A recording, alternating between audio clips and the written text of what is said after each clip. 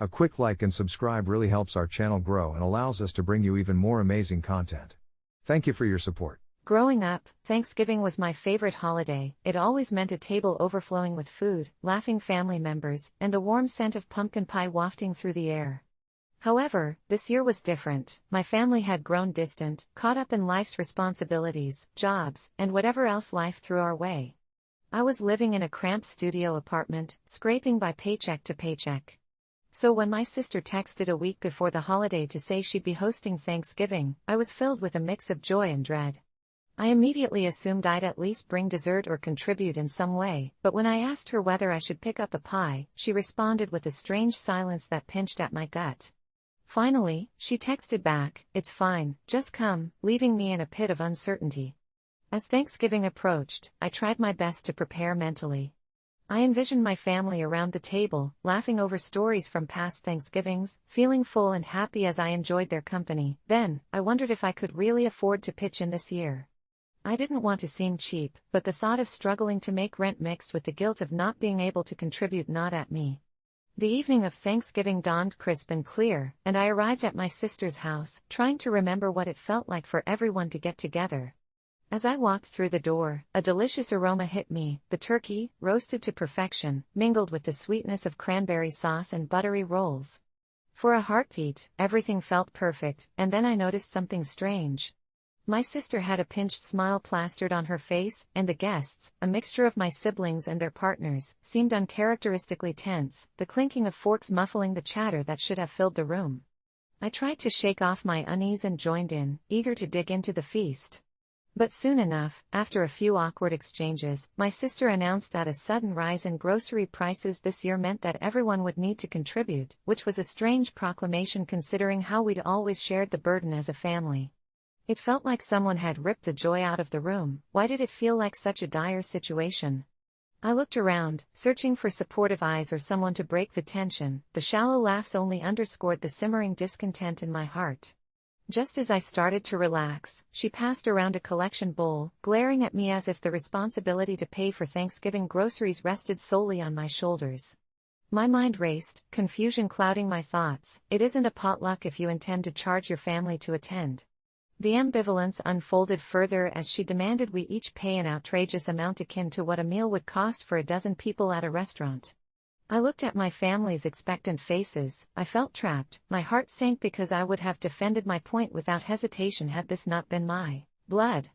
So, I hesitated, caught between the horror of being labeled the cheap sibling and the truth of my situation that left me worrying about bills. Just as I opened my mouth to voice my feelings, a small voice from my youngest niece chimed in, asking why we couldn't all share the joy of spending time together instead of worrying about money. My heart squeezed painfully. I saw my sister's face go pale. I tried to shift the conversation, laughing nervously and sharing a silly story about being trapped in my cramped apartment, but it only felt like digging a deeper hole as my other siblings stared at me in disappointment. I could feel the energy of the room crashing and swirling around me. My pulse quickened, panic began to choke the air. I voiced a quiet Ida for expecting not to have to pay for Thanksgiving groceries. Trying to gauge the atmosphere. Unexpectedly, that innocent prompt lit up tension. "Well, maybe if we all pitched in like we used to, we wouldn't have this problem," my sister snapped, her smile long gone, replaced by a deep flush of anger. Before I could speak, the room erupted into a cacophony of arguments, voices tangled in a familial riot, accusations of selfishness, indifference, and entitlement scraping against each other like metal on metal. I recoiled, panic clawing its way up my throat as I desperately tried to understand how my innocent gesture had thrown everyone into chaos. I could have sworn I watched our family fracture in real time, the crushing realization that we had begun to care more about our pride than the warmth of our shared history drowning the last shreds of joy in the room. My niece started crying, and suddenly the world blurred around me. It felt like I was in a nightmare where nothing could be salvaged. I don't know how long I sat quietly afterwards as their voices echoed, part of me desperately wanting to bolt from that house, and yet another part wished to mend the fraying bonds of my family. I took a breath, willing to attempt a peace offering, only to have my sister shout that it wasn't about me, it was about the costs, almost as if she were trying to erase my existence from that evening. I watched as one sibling left in anger, the door slamming shut behind them, a hollow thud that lingered in the air and resonated deep within me. I can't recall how we finally settled down to the meal after that storm. Tension had wrapped itself around the uneaten turkey, the sides untouched, and we grappled through half-hearted cheers, the festive spirit sucked dry. After a painful pause, I left to the bathroom, desperately trying to breathe, and when I looked in the mirror, all I saw were the guilt-laden eyes of the niece I had disappointed, an image that would haunt me long past that evening. I stepped back into the dining room, shifting on my feet, feeling like I had stumbled into a family gathering less than ideal, a space that felt less like home than an echo of what we used to be. The atmosphere stank of resentment. As I murmured a quiet goodbye later, guilt churned, reminding me of people I loved, staring at their half-eaten plates riddled with an anguish that would linger, ready to haunt me as the holidays loomed closer. My expectations, rather than bringing me into the fold, had created a rift that would deepen and darken into every Thanksgiving to follow. All that remained was the question, Ida, for expecting not to have to pay for Thanksgiving groceries. And in the end, the answer was unfathomably clear: it cost more than money to keep a family together. I never considered myself a bad friend, but the day I snapped at Jenna, my pregnant best friend, turned my life upside down.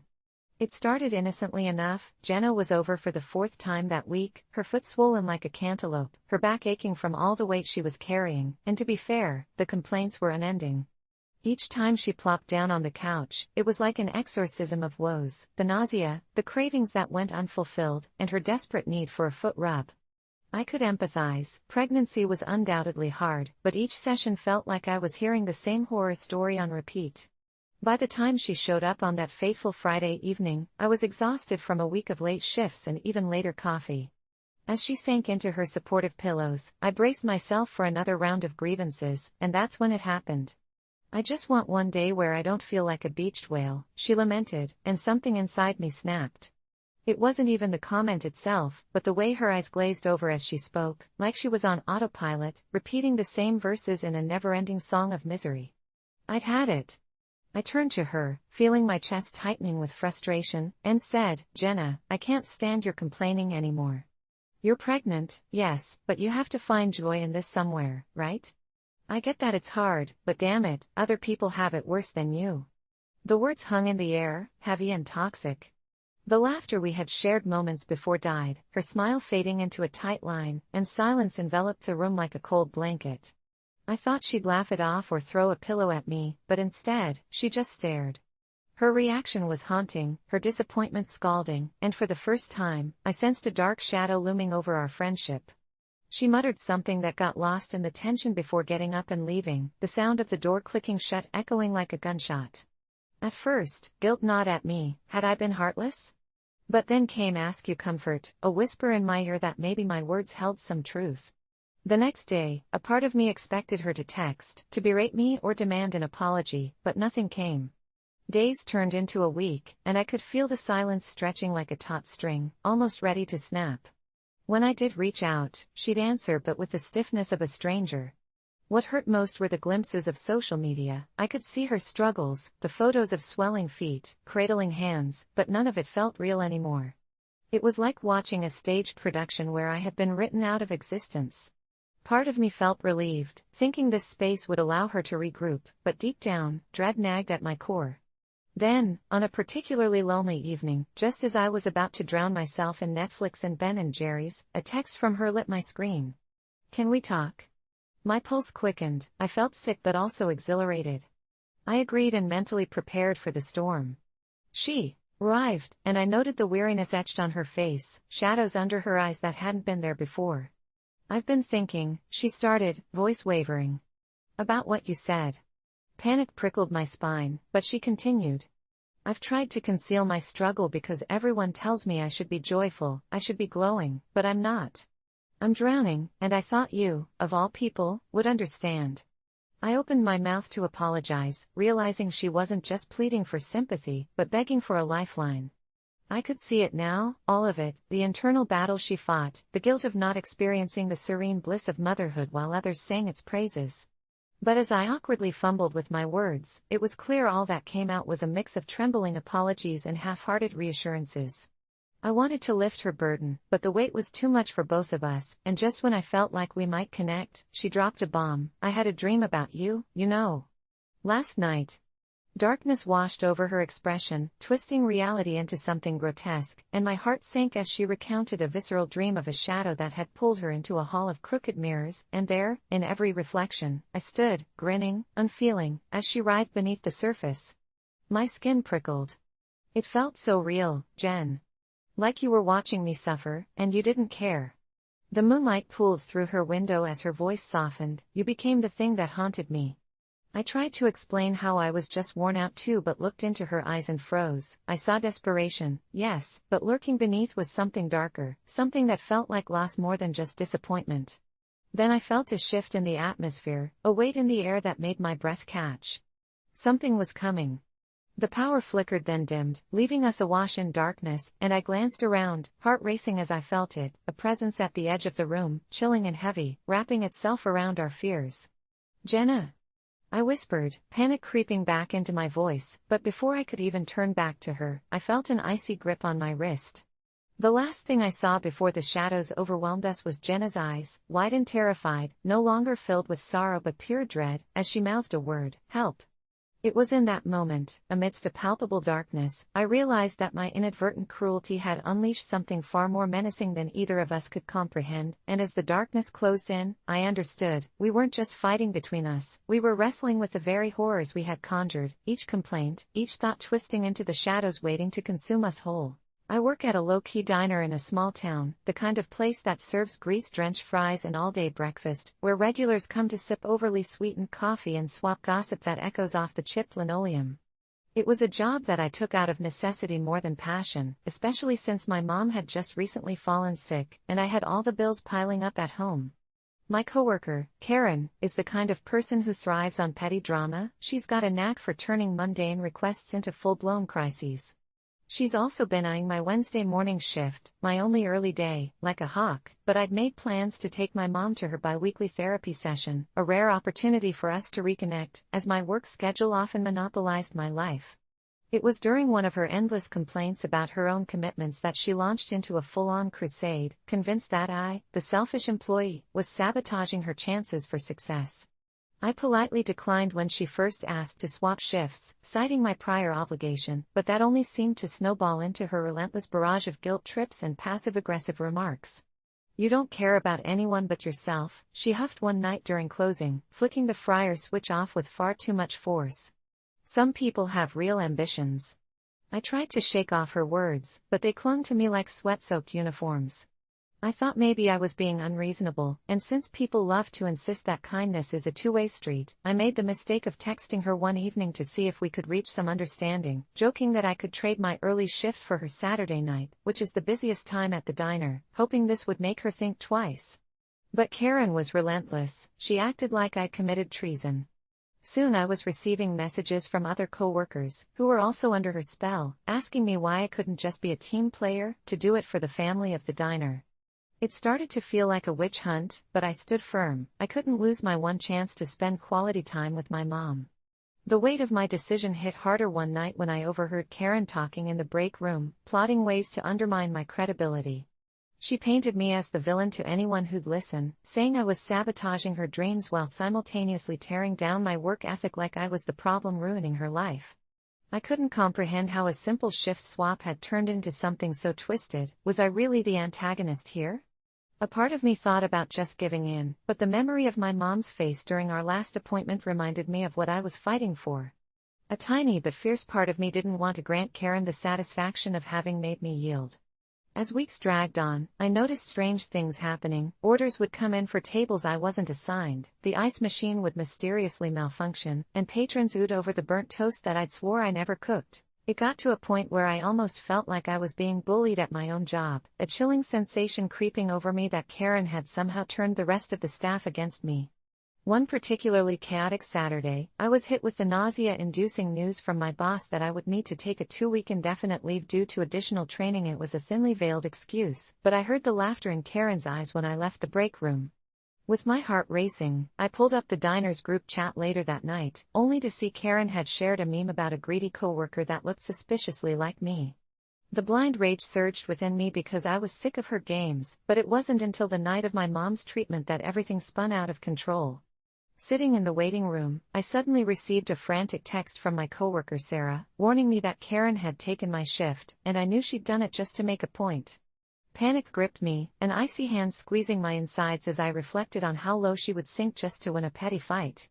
I rushed back to the diner, yelling at the owner, but he was too mesmerized by Karen's shining performance behind the counter. I left, heartbroken and nauseated, feeling trapped in a web of everyone else's delusions. But it was that anger that eventually propelled me forward. I swore I would no longer allow anyone to dictate how I conducted my life. So with a heavy heart, I made a plan. I kept my mom's treatment notes clutched to my chest, carefully documenting every absurdity about the diner and getting to know my coworkers better. The next time I stepped in that diner, I was armed not just with memories, but intent and vengeance. It was no longer about the shift, it had morphed into a catalyst to take down a toxic work environment once and for all. As the weeks passed, I slowly began gathering support, showing my colleagues the truth behind Karen's facade, and it wasn't long before the memes and whispers flipped on her. The tides turned swiftly, she was out of the restaurant and back to being the messy bitter person she had always been, while I finally reclaimed my time with my mom. I may have felt guilt at first for refusing to give in, but sometimes putting yourself first is the only way to stop a bigger issue. It was the hardest battle I had gone through yet, but I emerged victorious, with lessons learned, with scars that whispered reminders that no matter how vitriolic the world becomes, integrity always matters more. After all, being a team player doesn't mean losing yourself in someone else's game. I never thought my wedding would end in chaos, but when my cousin Lisa showed up in a blood-red gown that clashed with the white theme of my ceremony, it felt like I'd walked into a horror movie instead of my dream day. I had been preparing for this moment for months, pouring my heart and soul into every detail, from the flowers to the music, all meticulously designed to evoke the purest enchantment, while I floated down the aisle in the lace gown I had envisioned since childhood, the embodiment of everything I had ever wanted. I remember the moment I spotted Lisa, standing smugly in the doorway of the venue with that gaudy dress that mirrored the sinister beauty of a vampire in some cheap film. I felt the air chill around me, my stomach twisting with a mixture of disbelief and anger. Didn't she know this day wasn't about her? The whispers of my friends buzzed in my ears, murmurs of disdain that fed my fury as I approached her, my carefully cultivated smile now plastered on my face like a mask. "Lisa, why are you here?" I asked, struggling to keep my voice steady, knowing the photographer was capturing every moment. "I thought it'd be a nice surprise," she replied, her tone dripping with faux innocence. At that moment, I remembered every family gathering where Lisa had overshadowed me, every snide comment she had made that belittled my choices, and I resolved that today would be different. My heart raced as I glanced back at my fiancé, who had excused himself to handle a family emergency but had assured me moments before that he couldn't wait to see me in my dress. Deep down, I didn't want to cause a scene, but her presence felt threatening, malignant, like she was festering in the happy blooms of this day, ready to checkmate me. As I took a step closer, Lisa's eyes flashed with that familiar defiance that prickled the nape of my neck. "What's your issue?" "It's just a color," she responded, feigning ignorance, but the challenge in her voice stoked the fire brewing inside me. "It's not just a color, it's a wedding." I shot back, my fury bubbling to the surface as I wrestled with the decision weighing on my conscience. A part of me was screaming to turn back, to let it slide and just enjoy the day, but another part clung to the bubbling rage, a sense of justice that demanded action. "Leave. Now," I spat, my fingers trembling as I clenched them into fists. The guests' eyes locked onto us, an audience drawn into an unfolding drama that felt vividly alive as whispers rippled through the crowd, but rather than fear, I felt a surge of adrenaline at reclaiming my day, my moment. Lisa's facade cracked, anger bubbling up beneath her flawless skin as she opened her mouth to retort, but all I could think about was how tired I was of being walked over, tired of being the unobtrusive cousin, the forever witness to her eclipses, tired of everything that had been unsaid over the years. "You're making a mistake. This is ridiculous. You're ruining your own wedding. Over something so petty," she shouted, her voice cutting through the whispers, drawing me closer to confrontation. I could see the shock on the faces of a few of my aunts, the mixture of gasps and raised eyebrows filling the room with anticipation, but I had crossed the threshold, I couldn't stop now.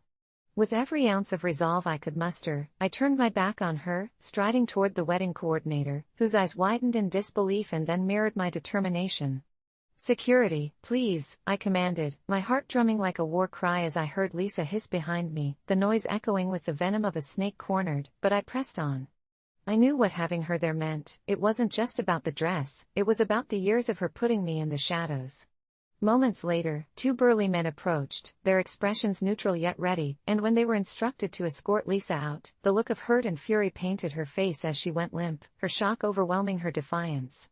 "You'll regret this," she spat as she was guided out, each word a dart aimed at my heart, as I stood there, shaking but finally feeling light, the burden of her specter lifted from my shoulders, the weight of my family's toxicity unfurling in the dust behind her. The ceremony resumed, but I could feel the eyes of my relatives boring into my back, the murmurs of disapproval hanging in the air thick as fog, and I couldn't tell if they were aggrieved by my actions or secretly relieved to be rid of the drama Lisa seemed to constantly bring.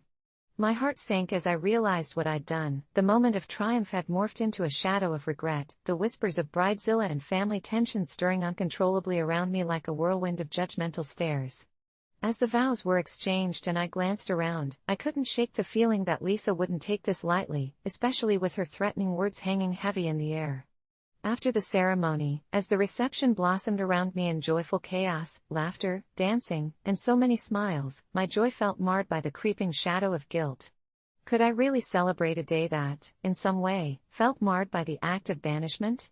I tried to brush away the thoughts, focusing instead on the love swelling in my chest for my husband and the genuine moments shared with our friends, but Lisa's presence loomed heavily in my mind like a specter waiting to strike. Days turned into weeks, and just as I thought I could forget about the wedding drama, my phone buzzed late one night, draining the color from my face. It was a group text from my family. My heart raced as I opened it to find a picture of Lisa in that hideous, blood-red gown, with the caption, "Some weddings should be cancelled." My stomach dropped like a stone as her slander spread through our family like wildfire. The rising tide of animosity was making its way toward me, wrapping around my throat, threatening to suffocate the joy I had fought for. Each Sunday dinner became an arena of cold silence, excluding me from family conversations as I was framed as the villain, and while I was initially defensive, the weight of isolation left me gasping. The day finally came when I was invited to a family gathering with an air of dread. As I stepped through the front door, I could practically feel the judgment dripping from the ceiling fixtures. I quietly made my way to the living room, my heart thundering loudly against my ribcage as I caught sight of Lisa, clad in white this time, sitting smugly at the center of the table like some dark queen surveying her territory. The tension gripped me like an iron fist, clenching my heart as unwelcome memories spiraled back. Her smirk twisted with cruelty was overwhelming, laying bare the extent of her hunger for vengeance. I stood frozen in place, contemplating my next move when Lisa's eyes met mine with a glint of sadistic glee, as if she had been waiting for this very moment. "Oh look, the bride graces us with her presence. Didn't you know weddings are supposed to be about everyone?" She quipped, laughter bubbling around her like a toxic potion, and just like that, the room shifted, murmurs erupting anew as I felt their eyes darting with interest between us. Her words were daggers, driving my insecurities deeper, igniting an inferno of rage within me, but instead of striking back as I longed to, all I could muster was a weak smile.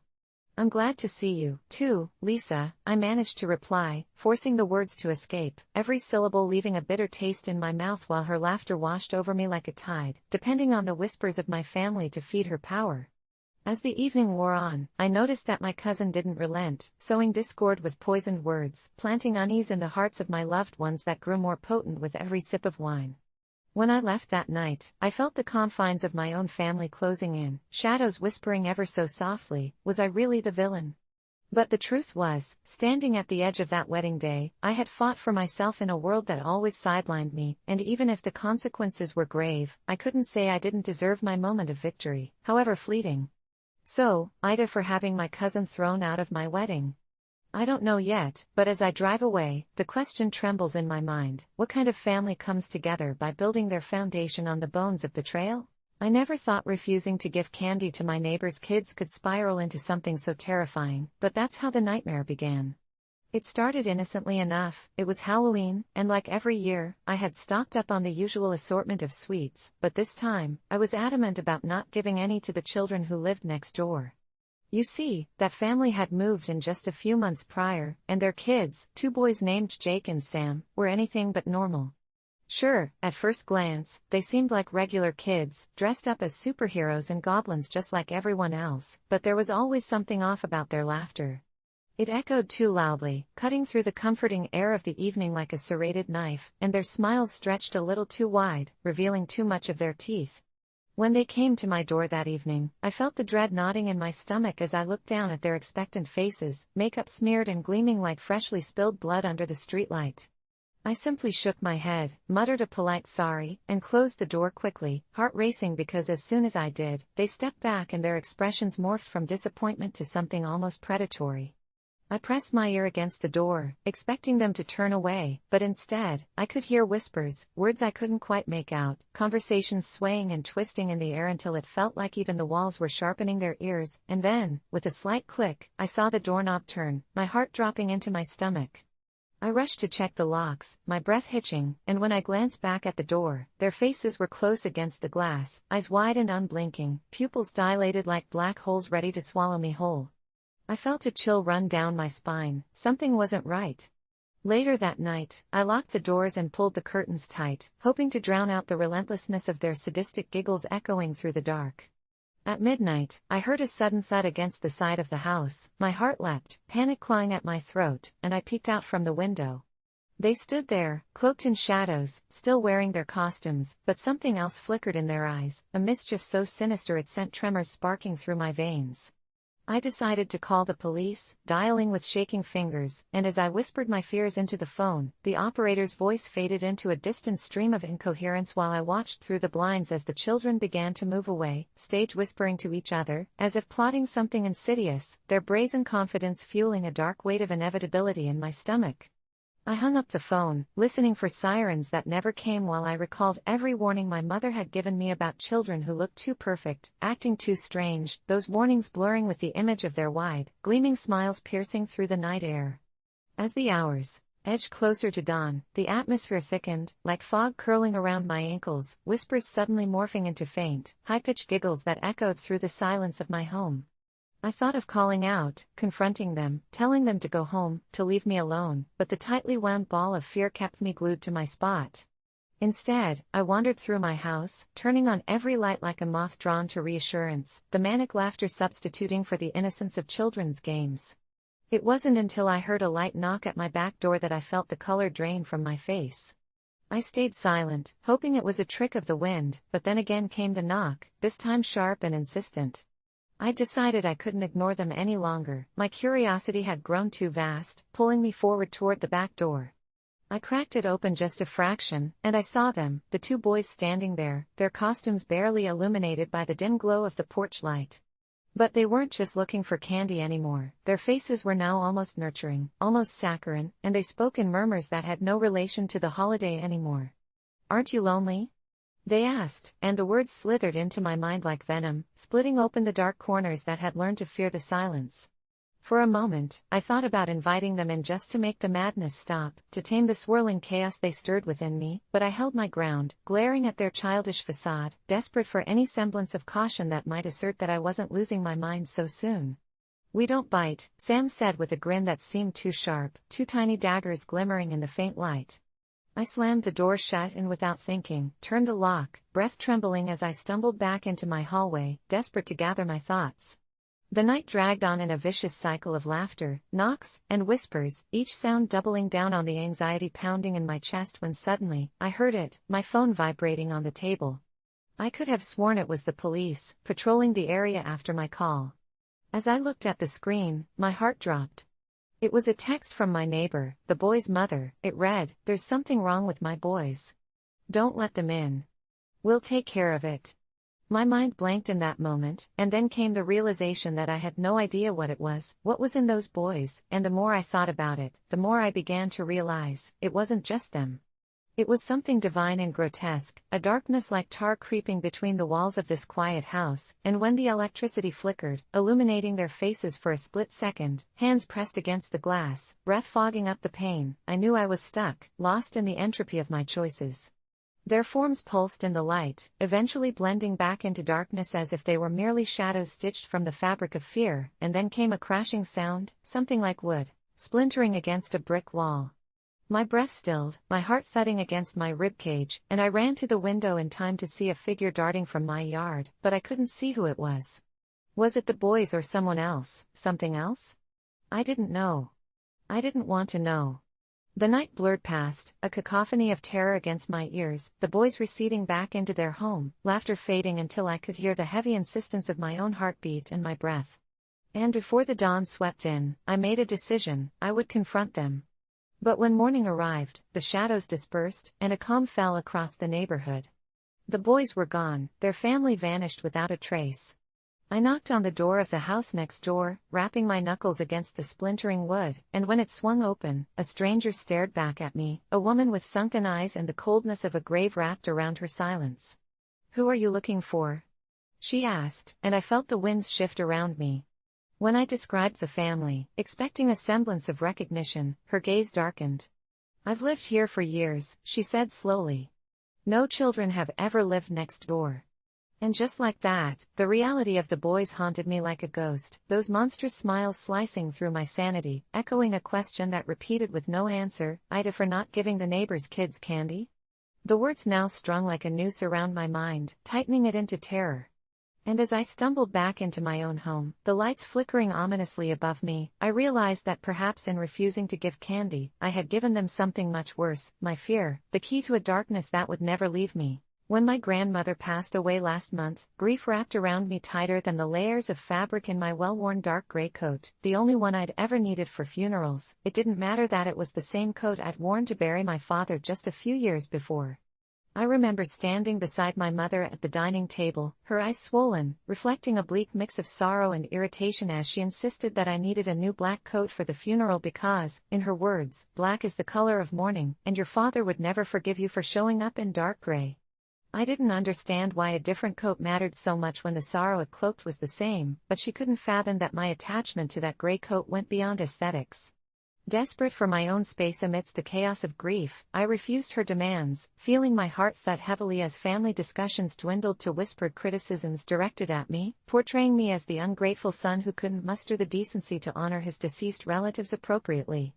The societal pressure to wear a fresh coat became unbearable, and as I walked through the house that echoed with muted memories of family gatherings and laughter, I felt as though the essence of my loved ones lingered in the folds of that same coat, every crease a moment shared, every thread a lesson learned.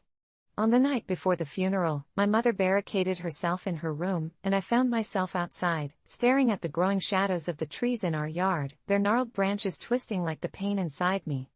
I was losing everything dear, quickly engulfed by an anxious fog that choked my breaths, and yet, there was a stubborn part of me that clung to that old coat like a life buoy amidst rising tides of despair. Just as I resolved to wear what I felt connected to, I saw the weathered figure of my grandmother, her spectral form flickering in the moonlight, clutching the rope in her hands, just out of my reach. She whispered secrets of the past in the rustle of the leaves, and I felt something shift in my core, a reconciliation with her essence urging me onward. When I finally slipped that coat on, its lingering scent comforting and reminiscent of days gone by, I felt her approval envelop me, more potent than any new black fabric could offer. I may have failed to meet the expectations of a mother mourning her mother, but as I walked into the funeral home the next day, my chest expanded fiercely, fusing the layers of loss into one coherent resolve. However, it wasn't the weight of the coat that caught the attention of others, it was the hushed conversations around me, the scathing glares that sliced through the room and branded me as the odd son. My heart raced as I held my breath for the eulogies, seeking solace in the heartfelt sentiments shared by relatives, but when the speech turned toward traditional attire, my heart sank. I looked around to see the disapproving glances, relatives who I'd only ever seen dressed in black now aimed to paint my grief as colors beyond the spectrum of acceptance, and I couldn't shake the feeling that the disdain and disappointment whispered behind my back echoed louder than the sorrowful words being uttered. No. I wouldn't let that coat overshadow the memories embodied in my actions. I held the fabric tight, its significance well known only to me and my grandmother, who had poured her soul into sewing all the buttons that clasped their spirit through intertwining threads of our family's legacy. Halfway through the eulogy, I stepped outside to collect my thoughts, greeted by the crisp bite of late autumn air, which felt like a bitter reprimand, punctuating that pervasive loneliness which seemed to chase me even in the company of family. My resolve wavered as the temptation to conform roared in my chest. I shuffled my feet, heart pounding as whispers about me drifted through the thin walls, shrouding me in a tempest of guilt. Did I really deserve to hold on to my memories, my grief, while causing a rift in my family? Just as doubt flooded my being, a rustling sound came from behind me, an old woman in a shabby old coat, much like mine. She didn't appear lost in sorrow but radiant in the brilliance of her past. I noticed the subtle but defiant sparkle in her eyes. She leaned in and whispered, "Tell me, dear boy, does a coat determine love? Does the ink of fabric hold the grave weight of grief, its fabric woven in time?" A second passed, and I felt the urge to spill my heart to this stranger, her presence igniting a warmth that made the chill of discontent fall away. "Be true to your love, dear heart," she continued, "that is the only thread that carries you through the veil." By the time I returned inside, I had shed the chains of my mother's expectations, ready to face the judging gasps with conviction. I reclaimed that grey coat, stigmata of love laced with mourning.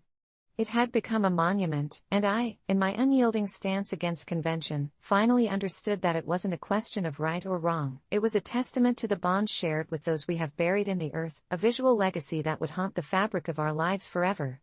Yet, just when I believed my resolve would silence the whispers, something jolted me, something I couldn't explain.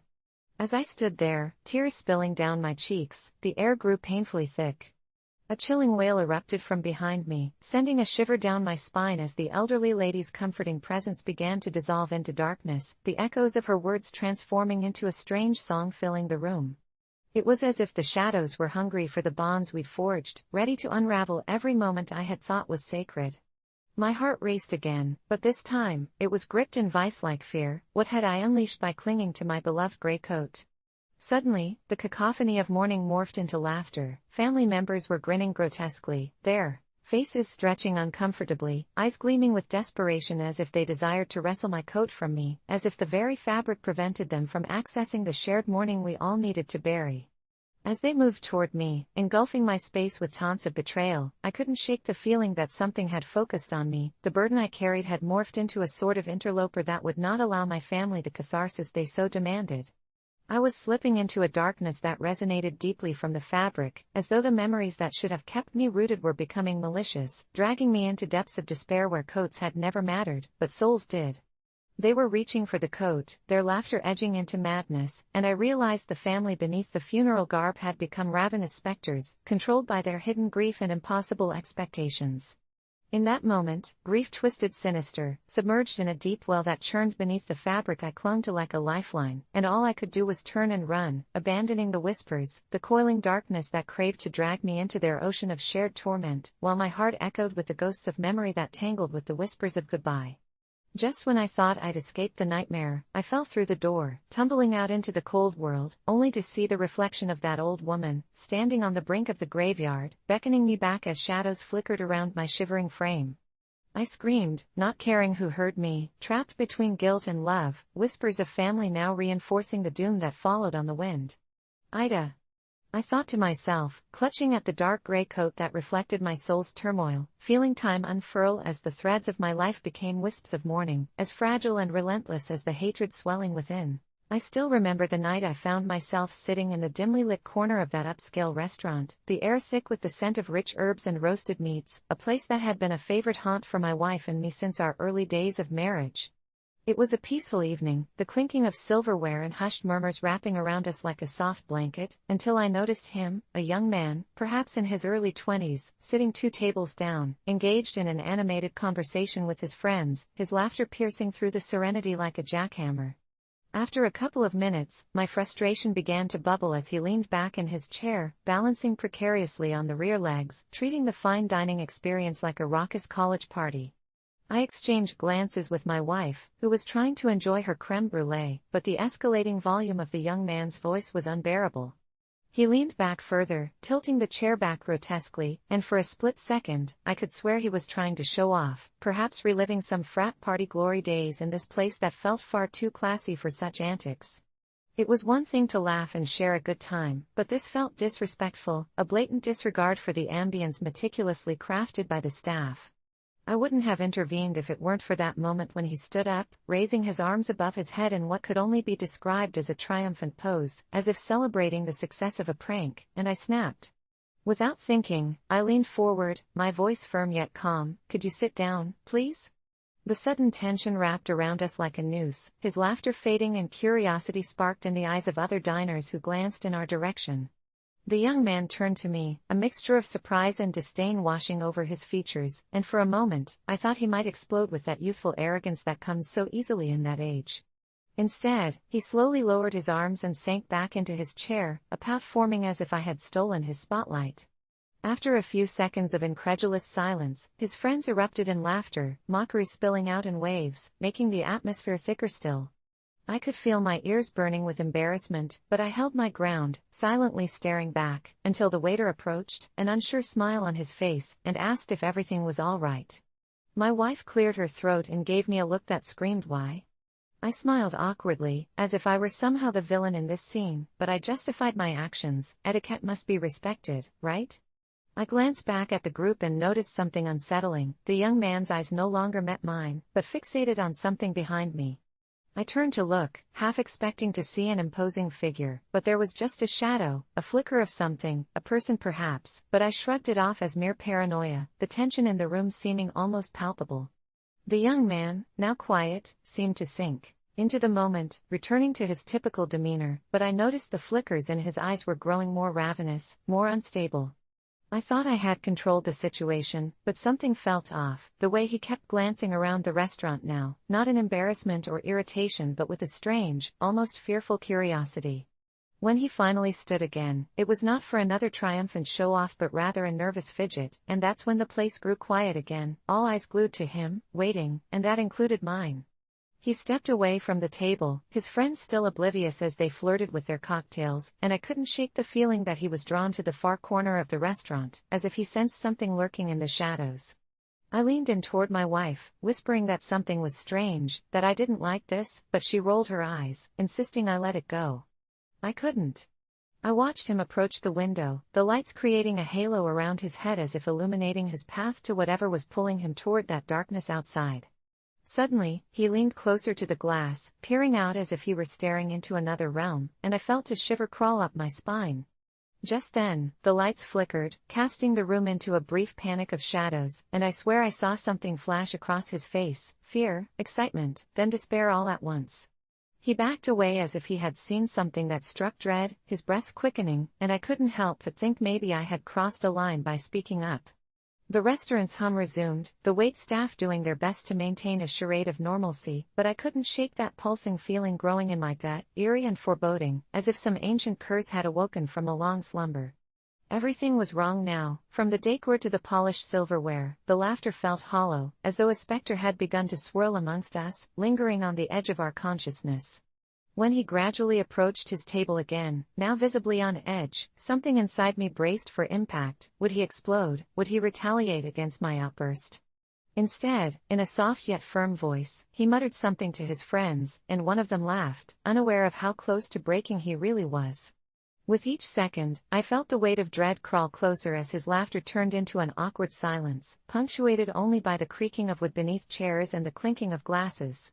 In that moment, I was consumed by an overwhelming sense of guilt, a gut-wrenching realization. I had triggered this young man's descent into madness with a simple command to sit down, and as the clock ticked, I felt myself pulled deeper into a spiral of dread and regret, trapped in a moment that spiraled out of control until finally the shadows closed in on us all, and I wondered if I had just unleashed something dark, if perhaps it was I, the one ironically sitting down, who had finally surrendered to the sinister undercurrents of the world, forever marked by the terror of simply trying to enforce a semblance of civility. I never thought a weekend getaway with my boyfriend and his family would leave me questioning my sanity, but here we are, with the shadows of the house enveloping me like a dark quilt of dread. It started innocently enough, with laughter filling the cozy air of his parents' cabin in the woods. We were greeted with warm hugs and the promise of memorable times, but as night fell, something felt off. The first evening, everything seemed fine. The arrangements were simple, two couples sleeping in respective bedrooms, and I felt comfortable nestled next to my boyfriend. However, I couldn't shake the feeling that his brother, Aaron, and his wife, Tara, were being overly favorable. They had just had a baby, which in turn shifted the dynamics. Everyone seems to tiptoe around them, as if their new little bundle of joy had installed an invisible hierarchy.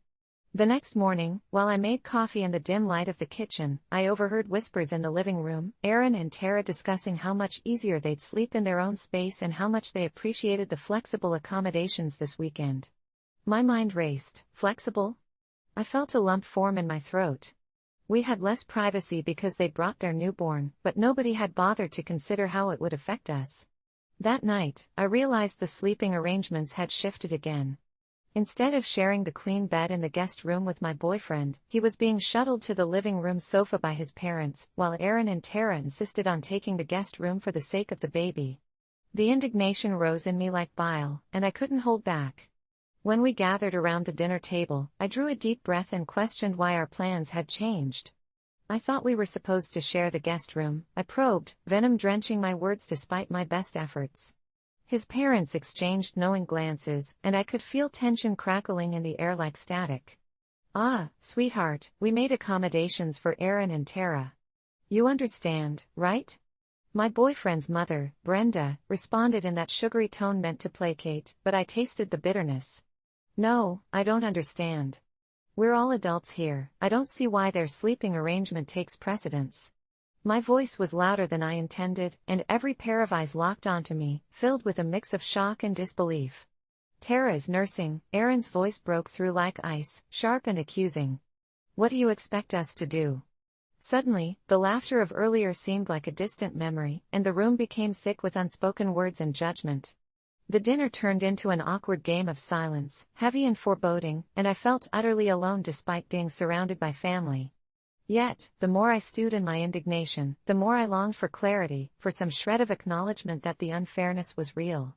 As darkness enveloped the cabin, I lay curled around the edges of myself, silence stalking me like a predator, and I could hear the soft cooings of the baby and the muffled laughter of the others in the living room. I slipped out into the hallway, the floorboards creaking beneath my feet, frustrated and lost. I could hear my boyfriend's breath beneath the sofa, as I tiptoed past the open guest bedroom, where the shadows cast by the nightlight danced ominously across the walls. The room felt cursed, a trap designed to keep me from reclaiming my sanity. It was then that I overheard a conversation drifting from the living room, cloaked in laughter and familiarity. "She really needs to mind her place," Brenda said, and each of her words felt like a knife cutting into me. "I just don't know why we're coddling her. It's not like she's family." My heart dropped like a stone in a well, the implications crashed over me, and suddenly, the realization that I was considered other in this family simmered under my skin.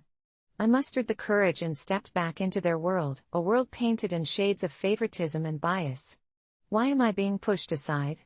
I demanded, standing firm despite the quaking in my voice. The laughter halted, and all eyes swung toward me. "I'm not asking for special treatment, I just want to be treated equally." They shifted uncomfortably as I forced them to confront the truth that hung in the air, thick as fog. I could see the irritation flare in Aaron's eyes, while Tara remained quietly smug, nursing their sweet little privilege. "You're overreacting," Brenda scoffed, and I could feel heat coursing through my veins, a bubbling cauldron of adrenaline. "No, I'm fighting for fairness," I shot back, feeling a strange empowerment surge within me. The tension unraveled as Aaron slammed his fist on the table, rising to meet me, his face flushed with anger. "You think you deserve something special just because you're dating our brother? Get real." It felt like a punch to the gut, and for a moment, I regretted voicing my frustrations, until I saw the conflict brewing behind my boyfriend's eyes.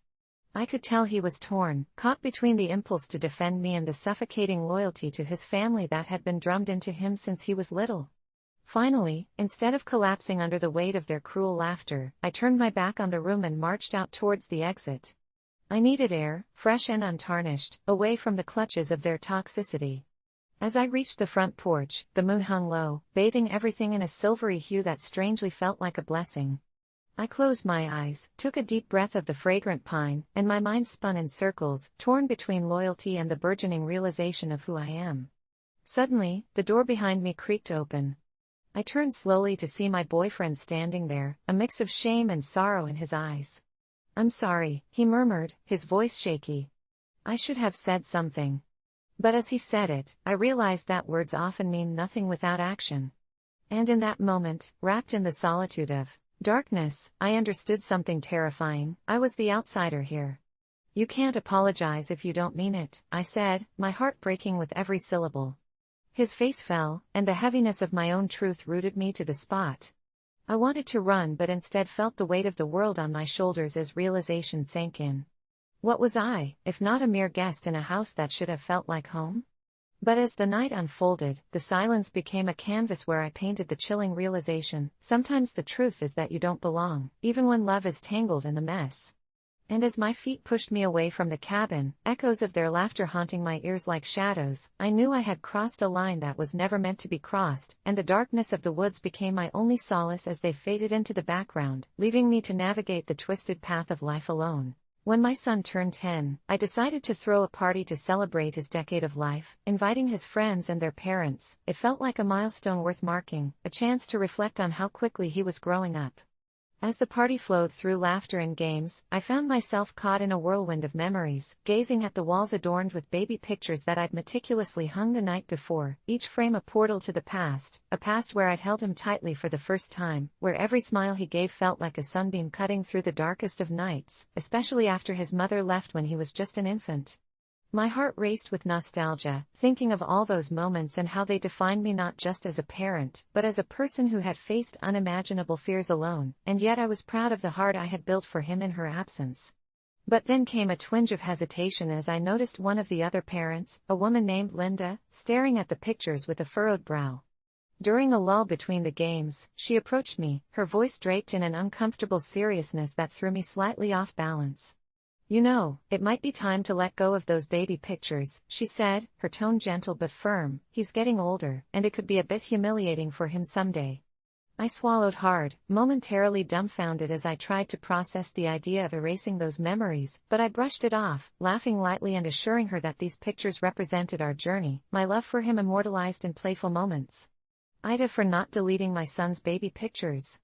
I wondered later, but the question lingered uncomfortably. The party continued, disappointment lurking beneath the surface, and as guests slowly departed, I tucked my son into bed. That night, as he drifted off, I sat in the dim light of his room, haunted by Linda's words. The following days fell into an uneasy silence between my son and me. He began withdrawing, his laughter replaced by a hesitant smile, and I couldn't help but feel the pull of something sinister. Was he ashamed of the very memories I cherished? Instead of confronting him directly, I began looking for clues, digging through his schoolwork and activities, hoping to find hints about his secret life outside our home. I found nothing but admiration from his teachers and joy from his friends, yet unease still gnawed at me. His 10th birthday came and went, and that very night, the pictures I had painstakingly hung around the party began to vanish. One by one, they disappeared, and soon, I noticed a pattern as they obscured themselves from me. It was unsettling, knowing moments of my life slipped into untraceable voids, a feedback loop of shadows burying my son's childhood. Every morning, I would awaken determined to hold on to those memories, only to find more of them stripped away, their absence as palpable as the thick blankets of fog that seemed to weave around our house. Desperation carved itself into my heart, driving me to search for digital copies, but attempts to retrieve those files yielded nothing. Friends began to wonder if I was okay, issuing soft words of concern, and I was met with laughter in my son's eyes that grew dimmer every day. The vividness of our shared memories morphed into something dark, and I began waking in the middle of the night, the sensation of tiny fingers grasping at my arm becoming an alarming comfort. I told myself it was just a trick of mine, my exhausted mind grasping at nightmares, but still, there was something sinister lurking beneath the surface, a whisper echoing through the house, saying that I needed to forget, I needed to let go. One evening, I decided to confront my son, asking him directly if he was ashamed of those memories. His shocked look told me all I needed to know, and that's when I noticed it, the first time I had laid eyes on the creeping shadows lining his room, clouds that seemed to pulse and swell. "No, I love those pictures," he finally whispered, but his voice dripped with a kind of languid fear, as if he was too afraid to fight against whatever was smothering the room. In that moment, I realized it wasn't him who felt the weight of shame, it had been someone else all along. Drawing courage from within, I stepped into the room, clenching my fists as the shadows writhed around us like living things, and I shouted the names of every moment, every joyous picture, calling out to those memories before time could bleed them away. In a dizzying surge, the darkness began to retreat, but it was only then I noticed the mirror across the room, its surface reflecting a chilling tableau, dark eyes watching from the other side, a twisted glimpse of a figure I could not comprehend. The realization settled like ice in my veins. The more I tried to hold on to my son's memories, the further they slipped, and every night, I felt that unknown presence slipping through the veil, reclaiming what it believed belonged with it. Either my son or those memories were to be consumed, and I had to make a choice. Heart pounding, I reached for my son, pulling him towards me just as the night enveloped the room in a heavy shroud, but somehow, I sensed the darkness closing in behind us, a whirlwind of dread that seemed to materialize with malevolence. "Don't let go, please," he cried, and I realized that letting go meant giving in to the shadows. With every ounce of strength I possessed, I wrenched open the window, the cool night air rushing in, trying to breathe life back into the fading memories. Every laugh, every moment our hearts shared cascaded into the open air like a haunting melody, and just when I thought the shadow might consume us both, I roared into the night, "I will not let you take them." In that instant, the very fabric of my reality warped, as if the essence of those memories surged back into the room, a blaze of light igniting the darkness, scattering it into nothingness, and for once, I felt our memories solidify around us. But as dawn broke, and we emerged from that battle, I was left alone to confront the remnants of what we had faced. Around us lay remnants of old photographs burned into ashes at the foot of the window, as if those memories had indeed been claimed but then lifted from existence. What remained were the shards of those years, a reminder of the battle where every picture held fragments of our past. As I looked into my son's eyes, knowing the laughter we had shared would forever echo in the silence, I realized I hadn't just fought for memories, I had fought for his childhood. But in that realization lurked a more sinister truth: I couldn't outrun the darkness. While memories might fade, would the malevolence that sought to erase what we loved ever truly let go? I'm left with an irrefutable question: Ida, for not deleting my son's baby pictures. Because in this haunting memory of loss, maybe I'm still trapped in a sinister echo, fighting not to forget. When I suggested to my friend Jenna that maybe she shouldn't have chosen her sperm donor based on just one photo and a clever description, I never expected it would escalate to the chaotic whirlpool of dread that engulfed both our lives. Jenna had always been the dreamer in our friendship. While I was practical and often skeptical, she floated through life with optimism, determined to become a mother without a partner. I celebrated her resolve, but when she finally went through with the insemination after poring over the profiles of anonymous donors, I felt a chill in my spine, as if I could already sense the impending disaster lurking in her choice. It all seemed wonderful at first: her joyous announcement, the joyous chatter of our group, her glowing features as she cradled her burgeoning belly. But the euphoric bliss quickly shifted when Jenna began receiving strange messages on her social media from an account with no profile picture, the tone gradually shifting from benign curiosity into unsettling comments regarding her pregnancy.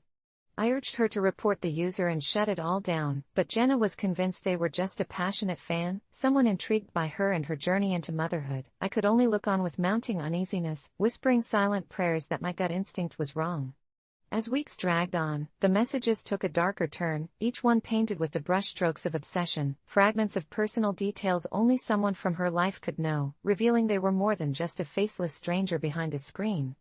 Jenna laughed it off, but her eyes flickered doubt the night she received a photo, a grainy image of herself, taken from the street as she had walked home alone after work. My heart raced. I knew I couldn't remain passive anymore, so I insisted we dig deeper. The more we searched, the more horrifying the discovery became. It turned out her donor had a history of erratic behavior, one too close for comfort to criminal activities that were chilling in nature. He was a ghost of his past, still linked to a chilling personal philosophy that revolved around obsessive control and dominance. I confronted her with everything we had found, the fortune of research and our lies like poetry turned tragic, but instead of finding understanding, Jenna's face twisted in betrayal as she spat her anger at me for making her second-guess her dreams. Hurt rained down on our friendship like an avalanche. She stormed out, leaving me to grapple with the suffocating notion that I might have crossed a line, yet deep down, I knew that her unborn child, my potential godchild, was at stake. A week passed without contact until one dreary Tuesday evening, as rain lashed against the windows, my phone buzzed with a message from Jenna. "I need you right now," it said, echoing with heaviness that pulled me from my chair to her door. What I found when I arrived was a realm of horror. Her apartment was plunged into darkness, the living room, curtains drawn as though to shun all light, carrying a musky odor of fear and anxiety. I can't trust anyone, she whispered, holding her phone as if it were a lighthouse guiding her way through a storm.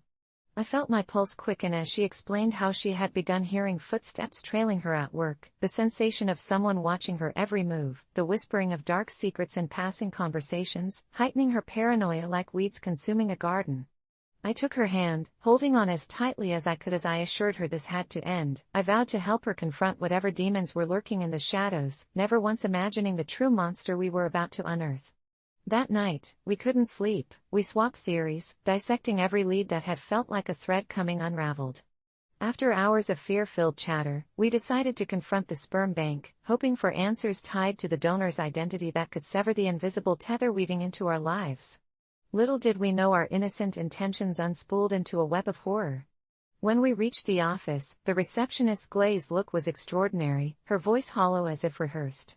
She finally handed us the consent forms, revealing a nonchalant warning that there was another use for the donor's genetic material aside from standard insemination, a program that allowed embryos to be artificially implanted in a laboratory under certain conditions.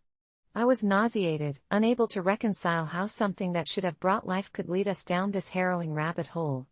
Jenna's eyes widened with dread as we began connecting the dots, realizing the sleepless nights terrified by an unseen hand were merely a prelude to something more sinister.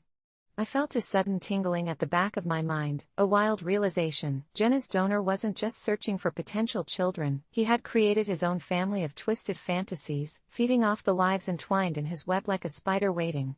That night, Jenna was up all night panting, emotionally shattered as the uncertainty of her situation spiraled. As dawn broke, I vowed that we would no longer remain silent. Together, we started piecing together the breadcrumbs of horrible truth, approaching police who, at first, brushed us off as paranoia, but with sheer determination, we persuaded them to launch an investigation into the donor's unsettling past. The story exploded in agonizing detail. The whispers of hacked accounts, stalking, obsessive rages came to light. But what truly shattered us was the realization that he had indeed been weaving his threads into Jenna's life. As I stood by her that morning in the police station, two shadows of raw fear intertwined, I couldn't shake the reminder that this was all a consequence of a single choice, a single photo, the life-changing decision of picking a sperm donor. The aftershocks of that moment still reverberate in our lives, and as she holds her child now, I can't help but wonder, Ida, for trying to help my friend? I wish I could say that love conquers all, but sometimes the darkness finds a way, lurking in the periphery of our naive dreams, waiting to pounce. I'm not one to air my dirty laundry in public, but this has started to feel like a living nightmare, and I can't shake the feeling that something isn't right. It began a few months ago when my husband, Greg, started bringing home a collection of vintage radios he found at estate sales. I thought it was a quirky yet harmless hobby, but soon his obsession took a twisted turn. He'd spend hours tinkering away in our dimly lit basement, meticulously restoring each radio, which at first felt endearing, but later it morphed into something more sinister. It was the way he talked to them, like they were old friends or confidants. He'd sit cross-legged on the floor, fiddling with the dials, murmuring, "It's all right, buddy, we'll get you fixed up soon," and I couldn't shake off the chill running down my spine each time I heard him. It drove me mad with worry, yet I brushed it off as one of those midlife crises that men seem to have. Then one night, after another exhausting day at work, I just snapped. I stood at the foot of the basement stairs, shivering as I listened to another muffled, almost pleading voice emanating from the radios, distorted but strangely urgent. Suddenly, a cacophony of static interrupted the night, and the voice seemed to weave through the cracks, promising unseen things like events to come or secrets better left unearthed. My heart raced, and I screamed down the stairs, "Shut up, Greg." It echoed in the walls, reaching an unnatural pitch as an unsettling silence fell over the room. I just wanted it to end, his nights of obsessive tinkering that pulled him deeper into madness while I stood helpless, watching him slip away, one radio at a time. He appeared moments later, confusion painted on his face, and I saw the way he almost flinched at my outburst. I panicked, feeling the weight of the night pressing down on me like a suffocating blanket. "It's not me," he insisted, his voice trembled, emotion heavy in the silence. But it couldn't have been anything else. I noticed a new radio near the stairs, an old RCA model with the eeriest of designs, weathered and tarnished, as if it had been pulled from a grave. "You have to stop this," I begged, my voice cracking, tears blurring my sight as shadows flickered in the corner of my vision. He turned away, mumbling something I couldn't decipher, racing back into the basement as the static returned, washing over me like a haunting wave. Almost nightly, Greg would descend into that basement filled with technological nightmares, each repair entrenching him deeper in a cycle, while I lay awake, haunted by the murmurings of voices that twisted through the floors like an underground river of secrets. The static grew louder, more persistent, rising in unison with my anxiety until insomnia claimed its throne. My husband, so consumed by whatever he was chasing, became a ghost in our home, amidst the small gestures, his laughter, and the warmth we'd once shared. "You'll regret it," a voice floated from the radio one evening, its tone chilling, as if it were mocking my desperate pleas to save my husband and reclaim the life we once had. I decided I couldn't let it spiral any further. I rummaged through the basement one evening, ready to confront whatever was festering in the dark when I felt the radios watching me. More than just machines, they were menacing, malevolent eyes that drew me into their magnetic hold. That night, I pulled one from its place beneath Greg's clutter and brought it back upstairs, flinging it onto the kitchen table. "You want to talk?" I shouted, edging closer as I flipped the switch on. A jarring screech filled the air, and I immediately regretted the choice. I could have sworn I felt a chill grip my heart as I crouched near it. Rather than finding the static, I heard a voice clearer than before, yet it was Greg's, wrapped in layers of regret and something darker. "I told you not to listen." My stomach sank, pulling me deeper into a black pit of fear as I realized this was not just a radio, it was a vessel, a conduit for something that had crept into our lives, turning my husband into a hollow shell consumed by static and whispers of things I couldn't understand. "Make it stop," I pleaded, desperation clawing at my throat as the voice twisted my thoughts around like vines choking the life from a tree. The radio crackled. "You should have listened." I dropped it, my heart pounding like a war drum, the echoes haunting my mind, and in that instant, Greg stood behind me, his eyes wild, unfocused as if he were looking through me rather than at me. I took a step back, fear radiating from my every sense, and mumbled an apology, but all he did was shake his head slowly, a sorrowful expression creeping across his features. "You don't understand," he whispered, his voice breaking as he reached out, fingers trembling as they brushed against the vintage radio, almost as if trying to beg it for forgiveness. "It won't end until I'm finished." Something in me snapped anew as I knew I had to take a stand. So much of him was trapped down there, I could feel it like a frayed string of yarn unraveling into madness, and before he could fully comprehend, I grabbed the radio, my heart racing, smashing it against the floor with a sickening crack, the voice wailing as pieces exploded. In an instant, his expression morphed into a sharp, raging understanding, like a fuse had been lit. "What have you done?" Silence fell like a heavy blanket as I held my breath, terrified I'd unleashed some unknown horror. When he lunged at me, it surprised even myself. I flung myself backward, landing against the countertop, my heart racing like a runaway train. "You're not yourself," I shouted back at him, my own panic-laden voice filled with the raw edge of fear. And suddenly, it became apparent, this wasn't just a hobby gone awry, it was something greater, clawing into every crevice of our lives, testing our trust, our love, and I realized that letting it consume us would mean losing everything I held dear.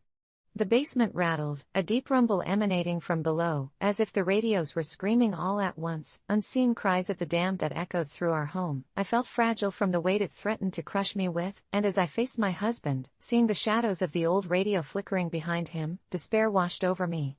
But it wasn't just despair, it was a promise, a whisper caressing my ear, warning me of the dark abyss waiting to swallow us whole if I didn't fight with everything I had left. "We can fix this," I shouted, emotions surging like tidal waves, "but you need to see the truth." His expression shifted, and for a moment, the shadows behind him seemed to relent, flickering like fading embers, as if my words echoed just enough to ignite a flicker of clarity deep within him. With each heartbeat, I felt the bond trying to mend, the air charged with the remnants of names unspoken and hopes tethered to unseen forces. "Please." I barely managed to breathe, tears flooding my vision. "I don't want to lose you." And just like that, something sparked in those hollow eyes. For a split second, I saw my husband emerge from the depths of shadows, an insistent flicker of warmth breaking through the cold facade. But then the shadows behind Greg twisted malevolently, deep laughter, sly and insistent, trickled out, reminding me of how close he had come to losing himself entirely. The moment shattered as I felt chilling breaths emanating from the ruins of the shattered radio, its remnants still alive with echoes of things unnamed. I stormed out, but as I reached the front door, turning back nervously, my heart sank. His silhouette was gone, and in its place was an impenetrable dark, with static rising hauntingly in the air. "Shut up!" I screamed into the void, a raw shout of defiance against the encroaching darkness. In the eerie stillness that followed, I genuinely wondered if I would ever get my husband back, or if he was now nothing more than a note in a forgotten song, static lost to the frequencies of madness. And now, as I type this, I keep glancing at that basement door, terrified that one day I might hear his voice calling, urging me to join him in the void, asking if I would finally understand what it meant to listen. Or if in that moment, I'd finally lose my last chance to save him from the creeping horrors that whispered in the night. I never thought I'd be the type to make a mountain out of a molehill, but when I found myself standing in the doorframe of my boyfriend's apartment, my breath caught in my throat at the sight of his bed, cluttered and filthy, as though a tornado had swooped through and decided to make it the epicenter of chaos. Clothes were strewn everywhere, mostly crumpled t-shirts and socks that I was sure had grown sentient from the level of stagnation and odors wafting through the air, and the sheets looked like they hadn't been changed in weeks. The stark contrast between the me who loved clean spaces and the him who seemed to revel in squalor became almost unbearable. I tried to mask my discomfort with a laugh, joking about how he was practically living in a pigsty, but deep down, the thought of laying in that unkempt space made my skin crawl. He just smiled back, oblivious, as he plopped onto the mattress, inviting me to join him. I hesitated, my mind racing with visions of all the microscopic horrors that could be lurking within that unclean sanctuary. "Are you serious?" I finally said, my voice rising slightly in disbelief.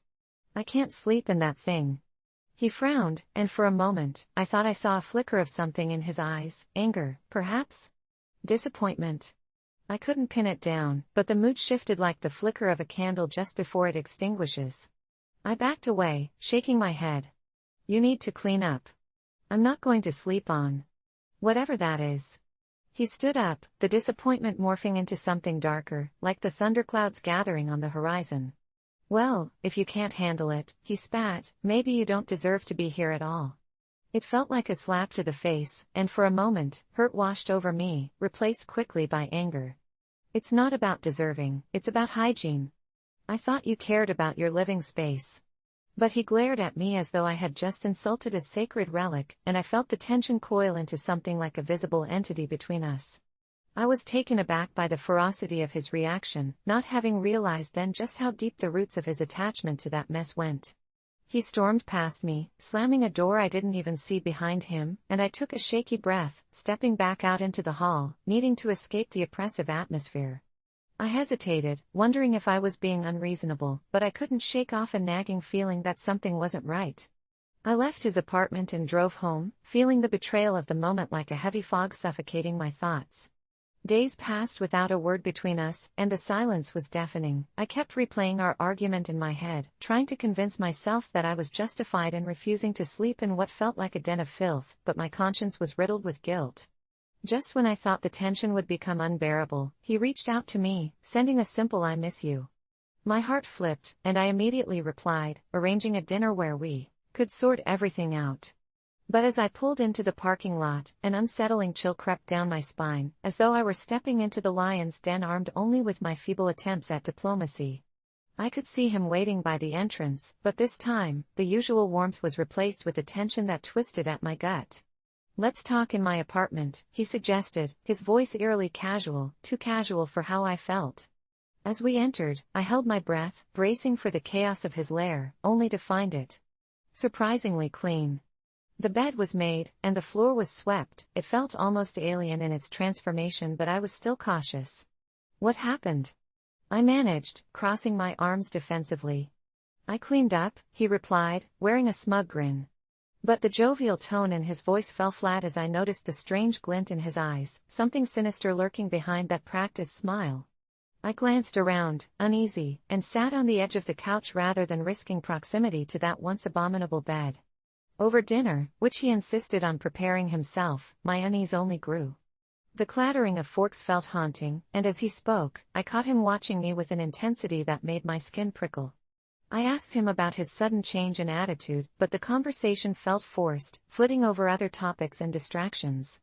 By the time we finished eating, I was ready to leave, but he broached a topic that sent chills straight to my core. "So, about my bed," he said, leaning closer, his eyes holding mine in an unwavering grip. "You know, I've always wanted to share that space with you. It means a lot to me."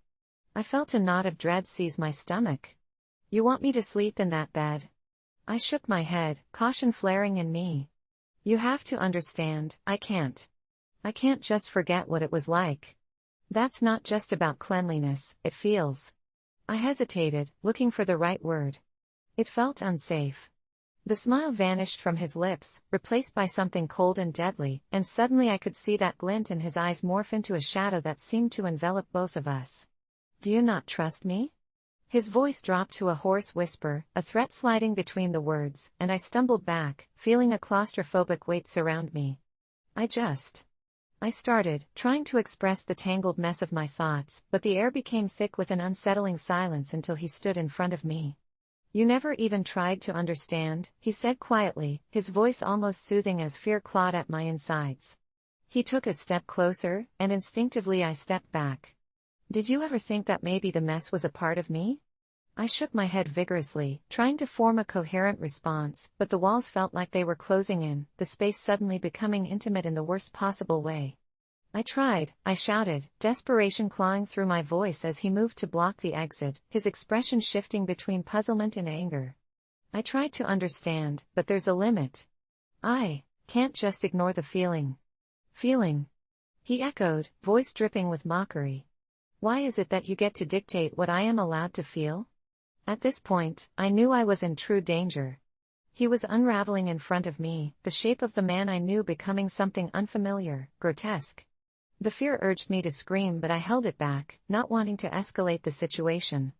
I pivoted, darting towards the kitchen and grabbing my phone, my only tether to the outside world. In one swift motion, I dialed for help, praying the police would pick up, but the second he realized what I was doing, I felt his hot breath against my neck. "You think you can get away that easily? You think calling someone is going to save you now?" I could hear my heartbeat in my ears, pounding like a war drum accompanied by visions of the boy I once loved morphing into something menacing. "You don't want to do this," I managed, my voice shaky. "I'm leaving." "You're not going anywhere," he hissed, and at that moment, the facade shattered completely, the man I had once cared for replaced by a creature I barely recognized. I dropped the phone, stumbling backward, heart racing as I searched for an escape route. "I thought we could share everything." His voice rang hollow, eyes dark, almost cavernous. I dashed towards the back door just as he lunged at me, his fingertips brushing the skin of my arm which felt like ice against my skin. I tore away from him, throwing open the door, sprinting into the night. My lungs burned as I ran, hearing him scream behind me, a sound so primal and furious that it sent adrenaline coursing through my veins, drowning out the audio of my panicked breaths. I didn't stop until I reached my car, nearly collapsing as I scrambled into the driver's seat, slamming the door behind me like it could shield me from the chaos. My phone buzzed frantically in my pocket as I dialed the police for the second time, my voice trembling as I explained what had happened, the dispatcher's calm voice a lifeline in the storm. I kept glancing back at the apartment, haunted by the fear of him emerging once again, wishing I had never walked into that filthy sanctuary of his, wishing I had never dismissed my instincts. I was shaken to my core, and though I never thought I'd become someone who would rely on outward appearances to judge character, those first moments of discomfort rang alarmingly clear in my memory. A few officers arrived within minutes, breaking down the door only for it to reveal an untouched space. They found nothing, no sign of violence, no clues, but when they turned to me, concern etched on their faces, I realized that the thing that had terrified me most wasn't the dirt or the mess. It was what had been buried underneath, something festering and idle, a reflection of a darkness that came from the very mind of the man I once loved. And as the adrenaline faded and reality settled back in, I couldn't shake the chilling thought that I had narrowly escaped a fate that could have been so much worse, all because I had refused to share a dirty bed. Ever since my parents divorced, family gatherings had started morphing into tense affairs, but nothing could have prepared me for the fallout when my dad's ex, Marla, showed up unexpectedly one rainy evening, drenched and disheveled, claiming she'd been evicted. As the thunder rumbled outside, I could feel the weight of her presence in our living room, a far cry from the woman I remembered, her usual vibrant laugh now reduced to a shaky whisper as she recounted her misfortunes to my dad, leaning heavily on the coffee table as if it was the only thing keeping her upright. I hung back in the hallway, my heart pounding. My instincts screamed that her flimsy excuses masked something darker, but my dad's sympathetic nods only fueled my unease. I knew how her charm could woo even the most skeptical, and as they discussed her dire situation, I felt something in the pit of my stomach twist. I'd heard the stories of her reckless behavior, her penchant for manipulation, and how she had once left my dad stranded in a sleazy motel with nothing but a change of clothes. My dad was generous to a fault, the kind of man who would give his last dime to someone in need, and while I admired his compassion, I worried he would fall prey to her act once again. I finally decided I couldn't remain a spectator. I stepped into the living room, my palms sweaty and my heart racing as I interrupted their conversation, my voice steadier than I felt. "Dad, we can't let her stay here." The room fell silent. Marla's eyes narrowed, simmering with an anger I had never seen directed toward me before. She quickly masked it with a feigned pout, and my dad's face twisted with confusion. "What do you mean?"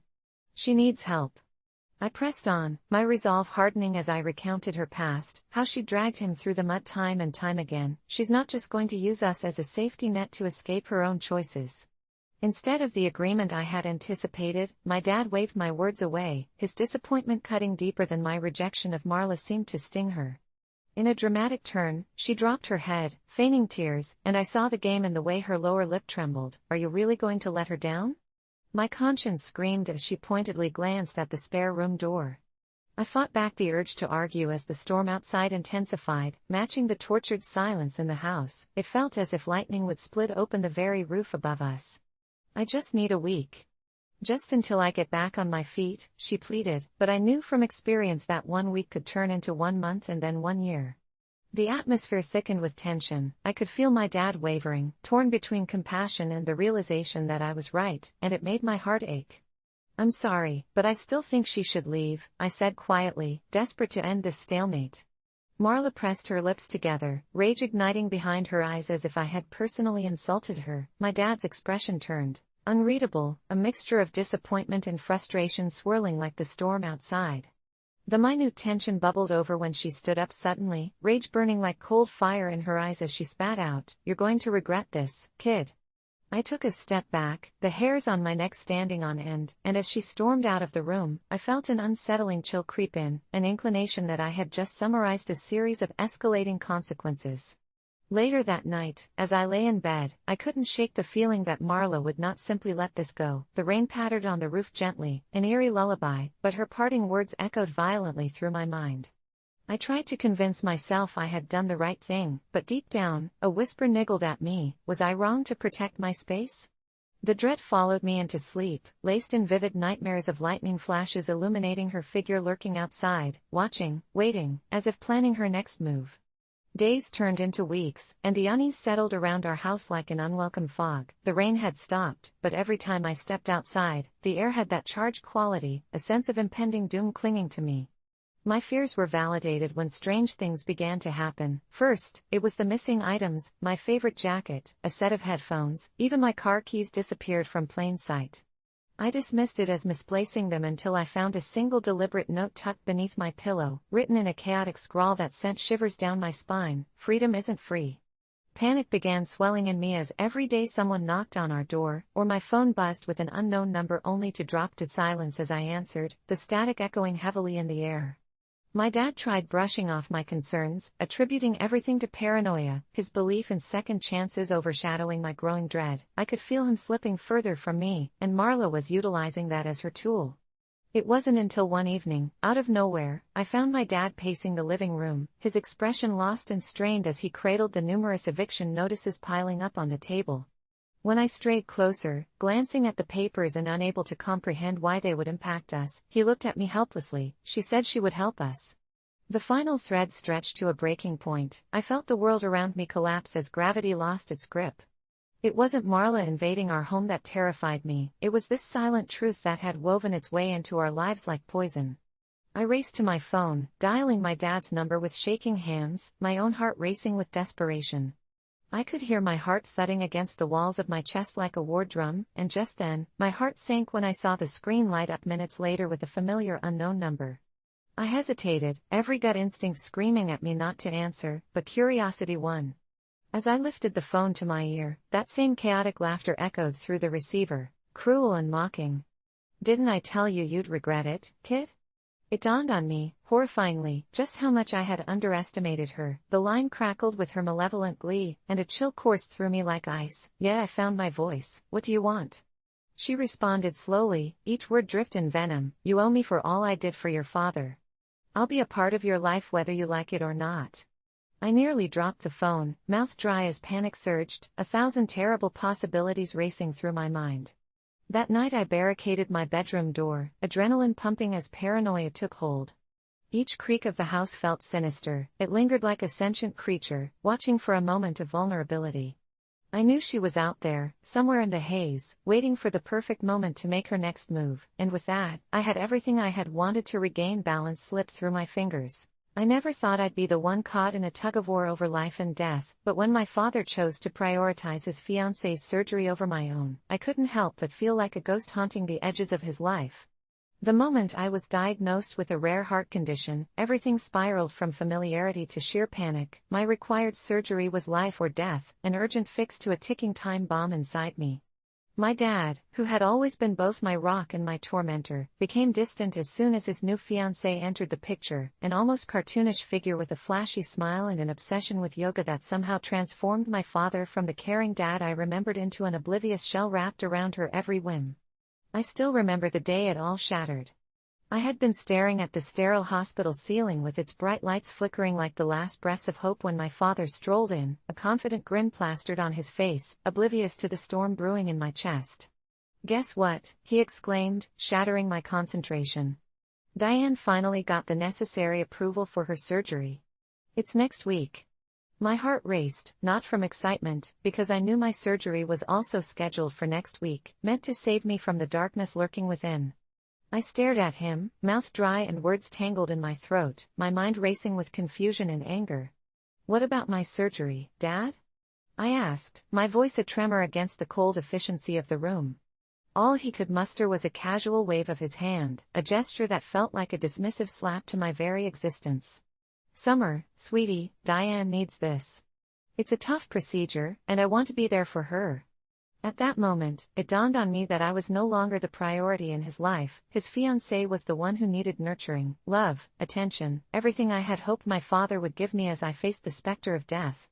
The reality hit me like 1,000 tiny hammers. He chose her over me, and I felt discarded, like a broken toy with no real value. I spent the days leading up to my surgery in limbo, wondering how blood could run thicker than water when mere affection had suddenly paled in comparison to a woman who gained my father's affection only recently. I didn't understand how he could be so blind, so utterly subsumed by her charm that he neglected the urgency of what was at stake, his own flesh and blood. On the day of the operation, nurses wheeled my gurney down the long, sterile hall, and as I passed the waiting area, I spotted him. He sat there, hand clasped over hers, laughing at something she said, laughing at the uncertainties of life, completely oblivious to my imminent fate. I felt my heart pounding in my chest, not with fear of the surgery but with rage and betrayal. They were just at the other end of the hallway, and as I was rolled on by, the moment felt like a goodbye, like I was surrendering myself to the uncertain void, pushed aside for someone who had only stepped into the picture months before. I woke up in recovery, groggy and disoriented, feeling as though I had been torn from one world and thrown into another. Dazed, I scanned the room, hoping against hope to see my dad. Instead, only an empty chair remained. I called out to a nurse, my voice cracking, feeling abandoned and lost, needing comfort, just wanting to know I mattered, that I was worth fighting for.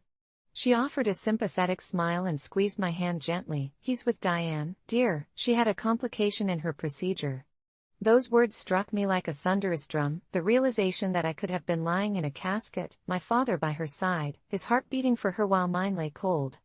The pain morphed inside me, it was no longer just physical but a fiery bitterness. I didn't care how selfish I sounded, I was allowed to feel anger at the man who chose someone else over his own daughter.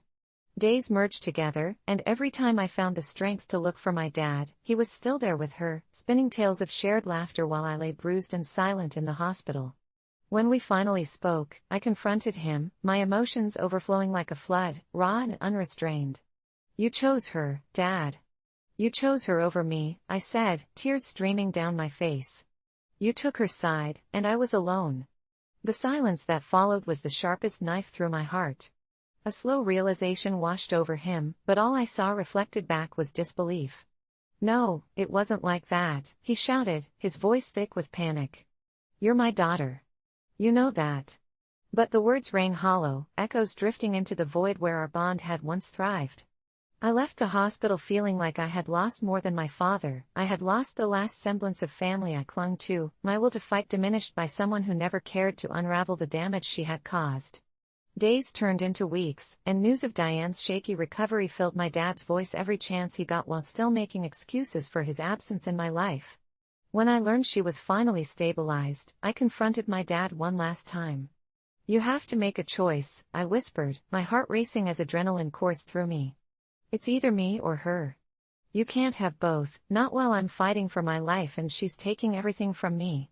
His face paled, and for the first time, I saw clarity in him, as if my words had finally threaded through the fog surrounding his mind.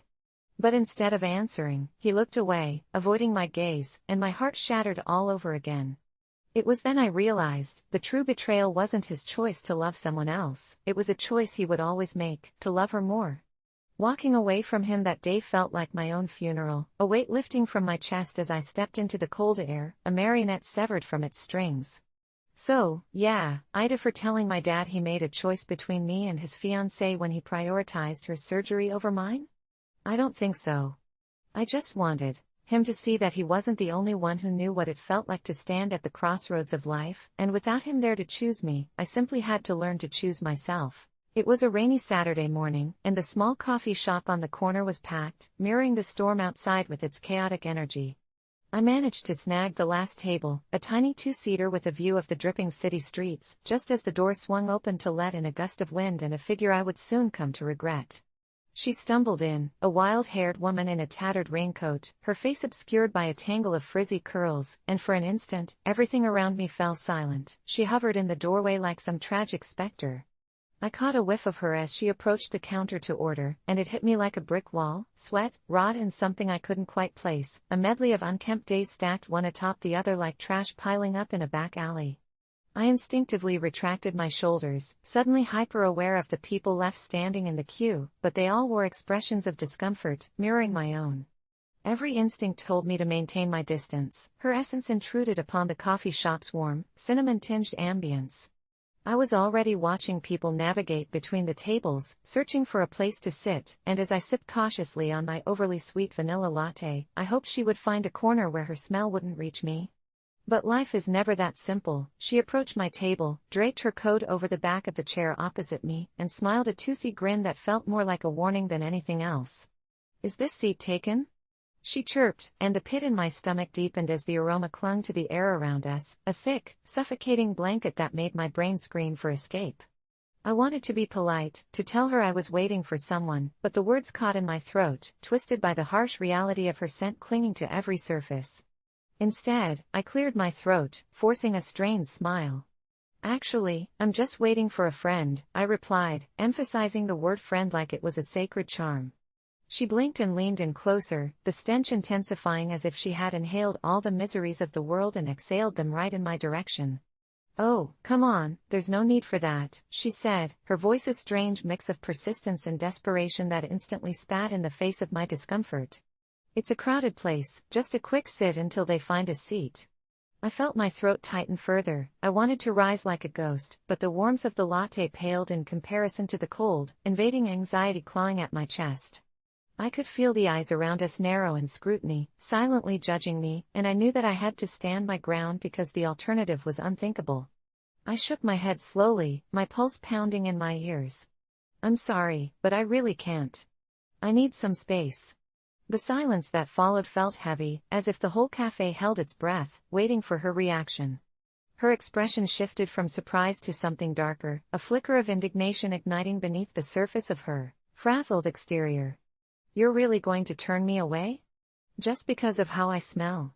She hissed, her voice dropping low yet piercing, echoing between tables, punctuated by the clinking of mugs and muted chatter that seemed to suddenly fade into mere background noise. My chest tightened, caught between a wave of guilt and the suffocating dread of being captured by her discomfort. I wanted to scream to the world that I wasn't the bad guy here, that this wasn't about her as a person, that my senses were fighting a losing battle against her reality. But it was too late. In her narrowed eyes, I saw the slow dawning realization that I might be one of the few people refusing to let her presence invade their space. She sat back, huffing, shoulders slumping, tail between her legs. I could tell she felt it, the weight of her own isolation, the lack of kindness in an unfriendly world, but I was drowning, gasping for clean air. That's when she leaned forward again, eyes alight with something indefinable, an unsettling spark swirling behind them. You know, there's a name for people like you. They call you made of money and you turn your back on someone who just needs to rest. You won't remember this moment, you'll move on with your perfect, clean life while I'm left here in the dirt you won't even acknowledge. I braced myself for a possible outburst, but every moment of tension bent its spine back upon itself, wrapping the room in an atmosphere thick with anticipation. I wanted to hurl my guilt at her, to explain that I didn't have a perfect life, I had bills that made me sweat in my sleep and deadlines that haunted me. But her words cut deeper, and I found myself staring down into my latte, the froth swirling like crowded thoughts in my mind as shame crept over me like a thief in the night. I'm not the bad guy here, I attempted to insist, voice trembling with uncertainty and helplessness, but I was drowning in her eyes, the raw emotion behind them flaying the fabric of my justification. Then, slowly, she straightened, mouth a thin line, and for a moment, I thought she might cry. Instead, she threw her head back and laughed. It wasn't the laughter of someone who found joy, it was the brittle kind that echoed of deep wounds and ancient hurts that made me wonder how often had she been ridiculed in this very way. Anger flared briefly at the edge of my thoughts, casting shadows of self-doubt into the void. Was I really the monster I'd been painted to be? The onlookers shifted in discomfort. It appeared to be a performance now, a spectator's sport of empathy versus survival. The barista even paused as she made cappuccinos, casting sideways glances at us as the mayhem unfolded. I wish I could have shrunk down into the woven fabric of the chair, to escape the twisted narrative taking form. You know what, she said finally, a dangerous confidence threading her voice, you might think you're better than me now, but if you saw what I saw, if you felt what I feel, you'd run screaming into the night. My stomach churned as her words slithered into my mind, sharp and sinuous, and I did not want to imagine. We were worlds apart, yet standing in the same coffee shop, and I wasn't proud of the thoughts rolling through my head, thoughts that toyed with my sanity, testing the limits of my own humanity. I could hear my heart pounding within the petrified silence, the air thick as if the rain outside had seeped into our souls. Every interaction matters, she hissed, leaning closer still, unyielding. I held my breath, feeling myself unravel, wishing for the comfort of ignorance, and just when I thought it couldn't get worse, she added, you think you understand what hell smells like, don't you? The way she said it settled into my mind, twisting something deep inside me that tasted like regret and fear. I suddenly feared she could see through my facade, peel back my parameters and expose all that lay in ruin beneath. I was just about to protest, to shove her back into the abyss she claimed to know so intimately when, without a moment's warning, her left hand moved with precision to her coat pocket. Instinctually, I shrank back, my heart racing, wondering what she could possibly produce from that tangle of fabric. But then a glint caught the light, and in the size of an instant, I realized it was a small brass key, the kind you might find in an old hotel room. You know, ever since I showed up, you have been hating this moment, she whispered fiercely. But I could set you free, you know? I keep the worst of them at bay, all you have to do is ask. My gaze darted around the coffee shop, searching desperately for a sign of absurdity, for anyone to back me, but their eyes had diverted, and I was left tethered to this strange, grim pact looming at the fringes of sanity. What are you talking about? I challenged, although I sounded more confused than defiant. She leaned closer still, and I felt the unmistakable sting of desperation and danger weaving through the air. I know people think I smell bad, but you don't understand. There are demons where you can't see, they cling to people who let them in. I've held them back. You don't have to live with that fear. I shook my head, shifting back in my chair, but she moved closer until her breath grazed my face. Let me show you. I couldn't shake the sensation sprinting up my spine. Her hand twitched like it was beckoning me to reach out.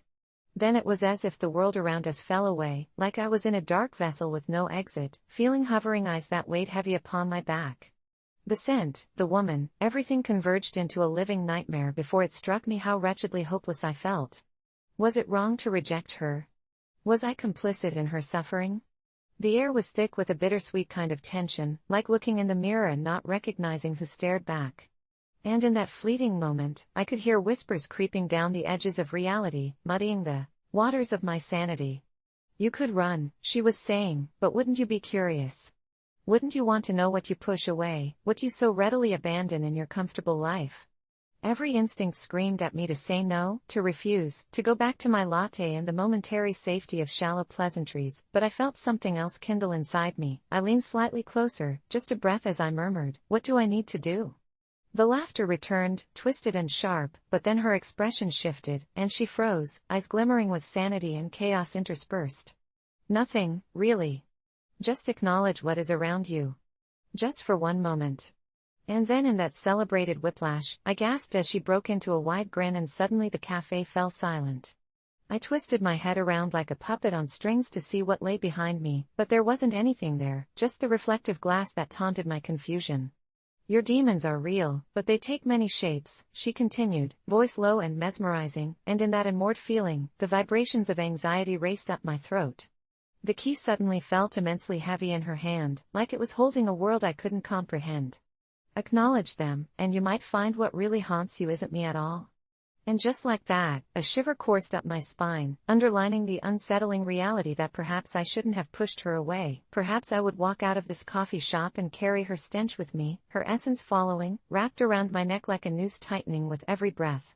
What turned from laughter shifted back to suspicion again, and the weight of the moment crashed down, but it was too late. I was scared, held captive by the disconcerting truth behind my own choices, and as the crowd connected with fleeting uncertainty, this woman, in her tattered raincoat, had opened the door to something buried deep within.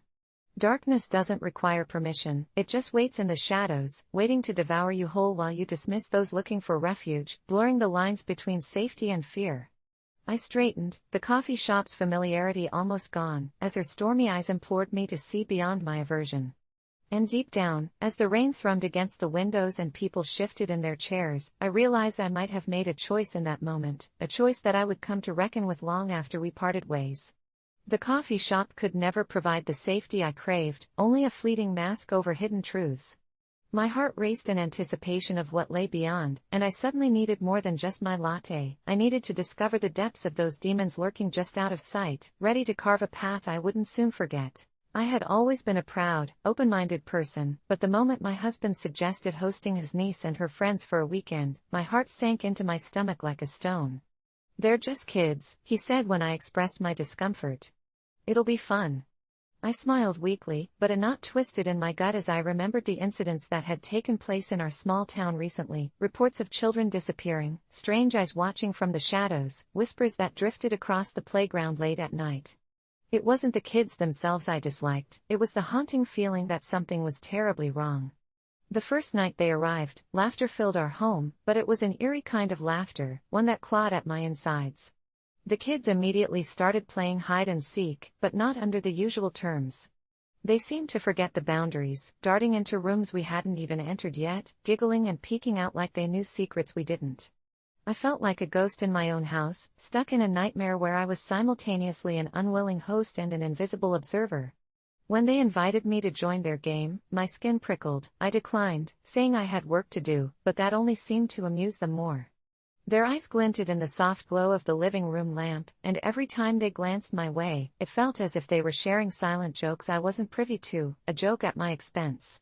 As night fell and I tried to tuck myself into bed, the sounds of their whispers drifted through the cracked walls of our old house. I could have sworn I heard my name amidst their giggles, calling me out as if it was a part of their secret game. The next day, I decided to take a bold step and talk to my husband, laying out my worries, hoping he would see the truth of the situation. "I just don't feel comfortable with them here, not with everything going on," I admitted, my heart racing as I spoke. He frowned, looking hurt, and I instantly regretted my honesty. "So you're saying our niece and her friends are a danger?" His voice was low and sharp like ice. I opened my mouth to explain, but the words felt too large for reality. He turned away, dismissing my fears as improbable paranoia. "You're overreacting," he said, and I knew that our disagreement would hang over us like a dark avalanche waiting to fall. Throughout the day, I became more determined to keep an eye on the children. I watched them from down the hall as they congregated around the dining room table, shadows flickering across their excited faces. They moved in coordinated precision, sharing odd words in a language I couldn't understand. Each time I stepped closer, they'd hush immediately, their eyes locking onto me with a strange intensity, as if I was intruding on something sacred. That night, I lay in bed, too restless to sleep, replaying my husband's skeptical reaction. Was I really being paranoid? The thought twisted my gut. I tried to focus on anything but the gnawing sensation lingering in my mind, but then a soft tapping snagged my attention. I swung my legs around and crept to the doorway. Peering into the darkened hallway, I felt the icy fingers of dread wrap around my spine. It was just past midnight, and the house was eerily silent except for the faint sound of laughter drifting in from the living room. Curiosity washed over me, enough to nudge my feet forward.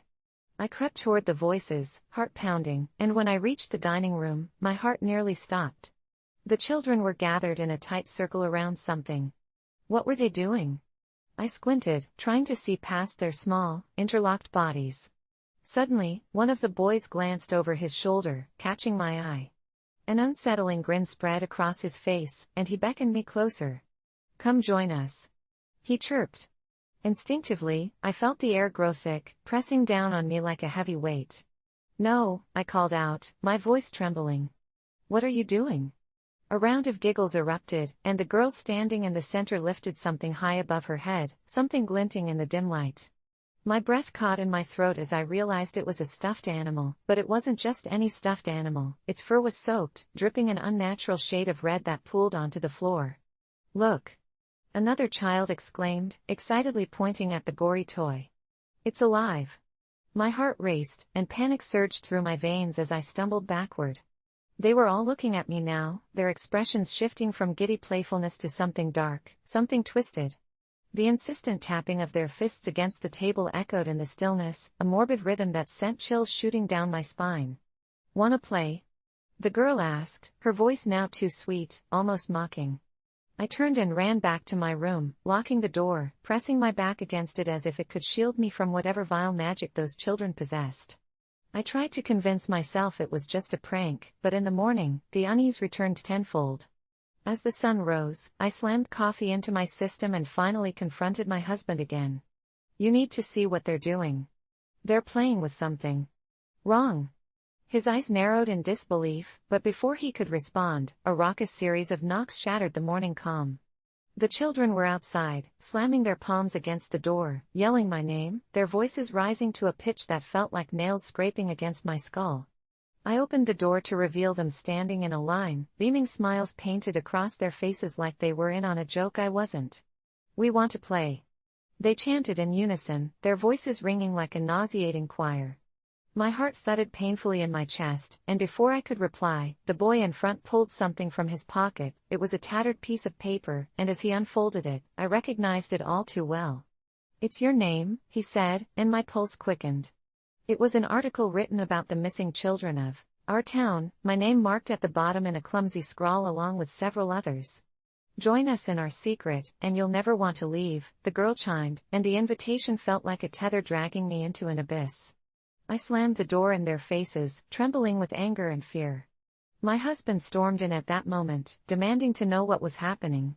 I had never seen his face twisted with such concern. "Are you finally going to believe me?" I shouted, but he shook his head, his belief in me dwindling away like autumn leaves. I barricaded myself in our bedroom, praying, clutching my phone with trembling fingers, ready to call for help if it came to that, but I knew deep down that no one would believe me. The whispering began again, the shadows seemed to stretch further as I huddled against the closet door. Time blurred, and I didn't know how long I stayed there, locked in a never-ending spiral of fear, until I finally plucked up the courage to peek through the slightly ajar door. But the moment I did, an icy hand gripped my wrist, and those kids were there, back in my face, their smiles now wide and predatory, and they shifted like a sudden gust of wind as though they could melt right through the door. "You shouldn't have locked us out," the boy said, his voice echoing like distant thunder, and the last thing I remembered was screaming as the world crumbled into darkness around me, my consciousness slipping away as they slowly pulled me into their game. Ida for admitting I was uncomfortable. I now wondered, my voice echoing in the void, for there was no one left to hear me. I was never the kind of person who took pleasure in stirring the pot, but the strange events that unfolded on my parents' land last autumn left me questioning everything I thought I knew about our little corner of the world, and myself. You see, every morning, I'd take my dog, Max, for a stroll along the well-trodden paths through the woods behind our house, an area usually filled with the comforting sounds of rustling leaves and distant bird calls, but October was different. The chill in the air held an edge, and the atmosphere turned thick with tension. Hunting season had begun, and with it came whispers of unease among the townsfolk. My parents warned me to steer clear of the usual hunting spots, but to be honest, I thought they were overreacting. After all, this was our family land, and what right did a couple of hunters have to dictate where I could walk my dog? 2 weeks into October, as orange leaves fluttered down like nature's confetti, I decided to ignore my parents' cautious advice. It was a crisp Saturday morning when I leashed up Max and headed out towards the back trails. I felt empowered, determined to reclaim my daily ritual, but as we strolled deeper into the woods, a creeping sensation clawed at my spine. Maybe it was just unease from my parents' warnings, maybe it was simple instinct, but something felt off. The woods suddenly seemed alive with unspoken secrets. My heart raced as we rounded a bend in the path and I noticed a tree stand, a crude wooden platform nestled high among the branches of an ancient oak, unmoving but for the sway of the tree. Something made me hesitate as I scanned the area, watching. An irrational part of me considered turning back, but then I saw him, a figure clad in camo, sitting stoically within the confines of the stand, a hunting rifle resting against his knee. He didn't seem to notice us at first, but as I pulled Max closer, I caught a glimpse of what lay beneath that camouflage.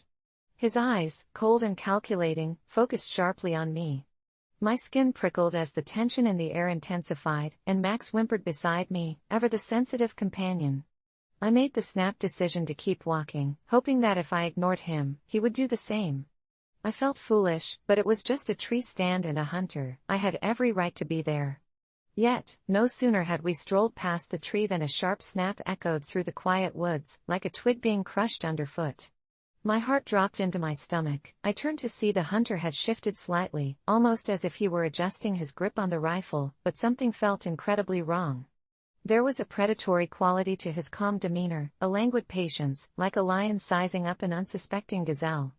I picked up the pace, clenching the leash tighter as a wave of primal fear washed over me.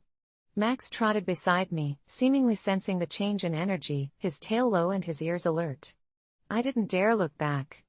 I was on my parents' land, I reminded myself again and again, but it was no longer comforting. The sensation of being hunted kept gnawing at my thoughts, and dread mingled with the crisp autumn air as every snap of a twig sent my pulse racing. Just before we reached the clearing, a voice called out, gravelly and low, shattering the suffocating silence and sending a jolt through my body. "Hey! You shouldn't be here." It was the hunter. I could feel his eyes boring into my back as I quickened my pace toward the fence that marked the boundaries of our property. "This area's reserved. Get lost." I didn't stop or respond, my pulse hammering in my ears, and then, impossibly, I heard a low chuckle, a sound so sinister it might as well have been a growl. That chuckle echoed in my mind long after it faded into the distance, and with it, a realization began to settle like a weight in my chest. I was in danger far beyond what I'd anticipated. I reached the boundary of our land and felt the familiar relief wash over me, but when I turned back, instinctively looking for trouble, the tree stand seemed impossibly empty. There was no sign of him. It was as if he had melted away into the shadows of the woods. I didn't sleep well that night. Shadows from where my dreams should have been stalked me, wrestling me deeper into a pit of anxiety. The next day I tried to explain to my parents, but they waved my concerns away as the ramblings of a paranoid child. "People are just doing their thing," my father said over breakfast. "You know how the hunters can get." But I had seen something that twisted at the seams of what normal meant. My instincts screamed at me to stay away from the woods, but part of me felt stubbornly drawn back. I needed to confront whatever specter hovered in those trees. The following weekend, I donned my bravest face and headed out again, this time brimming with anger rather than trepidation. Max was at my side once more as we traversed the path, though I felt every heartbeat thrumming through my veins like a war drum. I glanced towards that tree stand, convinced that somehow, impossibly, he was watching me again. "You hear me?" I shouted into the forest, the bravado masking the fear lacing through me. "You can't scare me off my own land." Silence hung, and though my voice rang back at me, I knew I wasn't alone. The shadows felt thicker, and the chill surging through the air seeped right to my bones. It became a twisted game between us. I walked the path, the sense of being hunted curling around me like a predator, watching, waiting. This went on for weeks, each time edging further and further from rationality, caught in the throes of an unnameable dread. Days turned to weeks and the hunter became more than just an encounter. He was a specter, a nightmare made manifest. I would see him in fleeting glimpses through the trees, a flash of camouflage here, a flicker of movement there. The forest became a stage of lurking terror, and one fateful day, with the sun dipping low and shadows elongating, I finally snapped. I took Max and charged across the clearing directly towards the stand, feeling reckless and defiant. "Show yourself," I yelled, hands shaking, ready to face whatever darkness awaited me. Those cold eyes finally met mine from the lofty height above. He emerged, stepping lightly down, and for the first time, I could see his face, gaunt and unshaven, with a smile that didn't look human, a predatory grin laced with a chaotic glint. "Mighty brave of you to come here," he rasped, his voice dripping with a chilling amusement. "You think you have more claim to this land than I do?"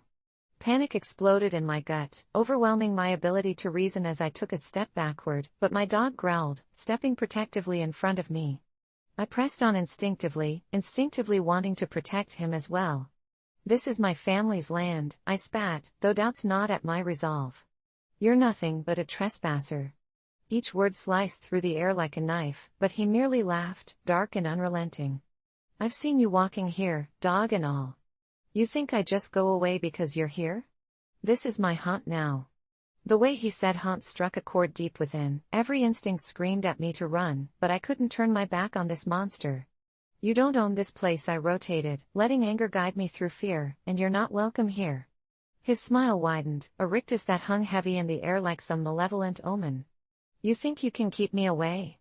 He snarled dangerously, and that puzzle that had haunted me weeks fell into place. This wasn't just about hunting, it was a war over territory, dominance, the very essence of survival. I knew I had to escape, that lingering fear curling around my throat as I found a moment of doubt. He was just a hunter, surely he wouldn't cross any lines? But just then, the echo of footsteps drew near, and I turned to see my parents coming down the path. Relief flooded through me until I saw the confusion in their eyes. "What's going on?" My father called, but the hunter merely cocked his head, an utterly soulless look in his gaze. "This land should have been theirs long ago," he whispered venomously, "but sometimes, the strong take what they want." I felt my breath seize in my throat. I didn't know what I could do.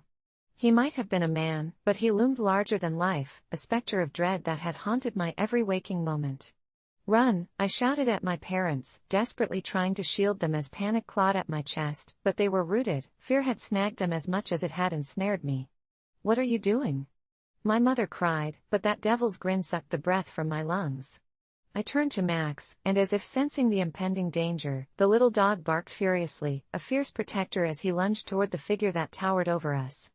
And in that instant, I knew, I wasn't the only one he wanted to claim.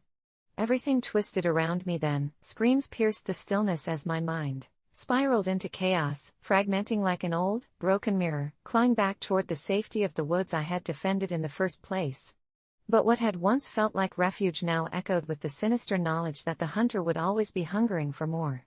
As night fell, my parents finally understood, and I was left racing while the woods closed in behind us, a chilling reminder that in this game of survival, sometimes stepping forward meant crossing a line you could never uncross.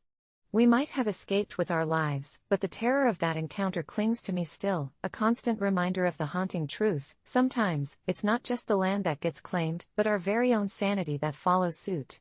And every now and then, when the wind howls just right, I can still hear that terrible laughter echoing through the woods, reminding me that I wasn't just trespassing on land but wandering into a realm where the hunter never really stops hunting. I've been living with my foster parents for almost 3 years now, and when they first took me in, I felt a flicker of hope after the chaos of my biological family, but that hope quickly fizzled out like a cheap candle.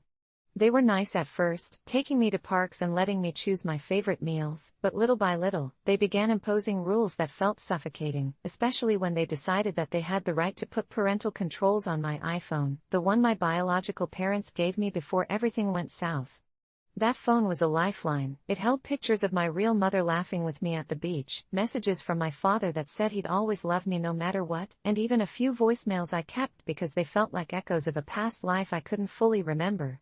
When my foster parents broached the subject of parental controls, suggesting it was for my safety, maybe even to protect me from myself after they caught me watching some videos that spiraled into dark territory, I was furious. It felt as if they were digging a grave for my memories, trying to erase everything I had left of my real family. My fists clenched as I remember their voices, calm, yet deceptively firm, telling me it was for my own good. I felt small and powerless as they explained how the internet was a dangerous place, filled with shadows lurking behind every click, as if I'd somehow be safe behind their so-called protective measures. But I'd rather risk it all, dive headfirst into a digital abyss than let them erase the last remnants of my past. I protested, argued, even begged, and when that got me nowhere, I went quiet and resolved to keep my phone a secret from them, using it late at night, crouched under my blanket with the screen dimmed to avoid detection. I fell deeper into the rabbit hole of dark web forums and conspiracy theories, where like-minded souls gathered to share their secrets and fears, convincing myself that they understood the depths of my grief far better than anyone in my foster home ever could. On those sleepless nights, I discovered far more than I ever wanted to know, stories of people who had lost loved ones, tales of sinister disappearances, and whispers of a dark underbelly that thrived in the forgotten corners of the internet. I didn't realize how consumed I was becoming until I encountered a user named Shad0W who claimed he could help people cross over and re-establish contact with the dead using only technology. I was skeptical but intrigued by this account. He had a strange allure, a quiet confidence that drew me in like a moth to a flame. I began engaging with his posts, my curiosity overriding my alarm bells, convinced that maybe, just maybe, there was a way to communicate with my parents again, to hear their voices one last time. Shed0W claimed he needed a special device, the type of thing used in the old ghost hunting shows and a few creepy YouTube channels. I had never considered going beyond my phone, but Shed0W assured me that he had the secrets to make my iPhone a portal, a tether to the world I lost touch with. With his encouragement, I snuck out one moonless night to grab the necessary supplies, a broken radio, a battery pack, and several wires from the old electronics my foster parents tossed out. I felt a thrill run through me as I pieced it together in my room, convinced that while the world saw darkness, I was simply on the brink of a glorious rebirth. As I wrapped the last wire around the makeshift contraption, I felt a jolt of adrenaline. I set everything up, my heart thumping loudly in my chest, hoping this wouldn't just be another wild goose chase. I wanted to believe it would bring me closure. As the clock struck midnight, I opened a chat window with Shad0W, typing frantically, my fingers almost slipping over the screen from the sweat of my anticipation. He told me to make a noise, anything, and focus on the memories I still cherished, the laughter of my real mother and the promises of my father echoing like whispers in my mind. I followed his instructions, my breath hitching as I began to hum a lullaby my mother used to sing. And then, as I held my breath waiting for something, anything, the air around me crackled to life. At first, it was silence, and I thought I was being foolish, but then the radio I'd fashioned let out a high-pitched squeal that made me recoil, and the lights flickered as if responding to my intentions.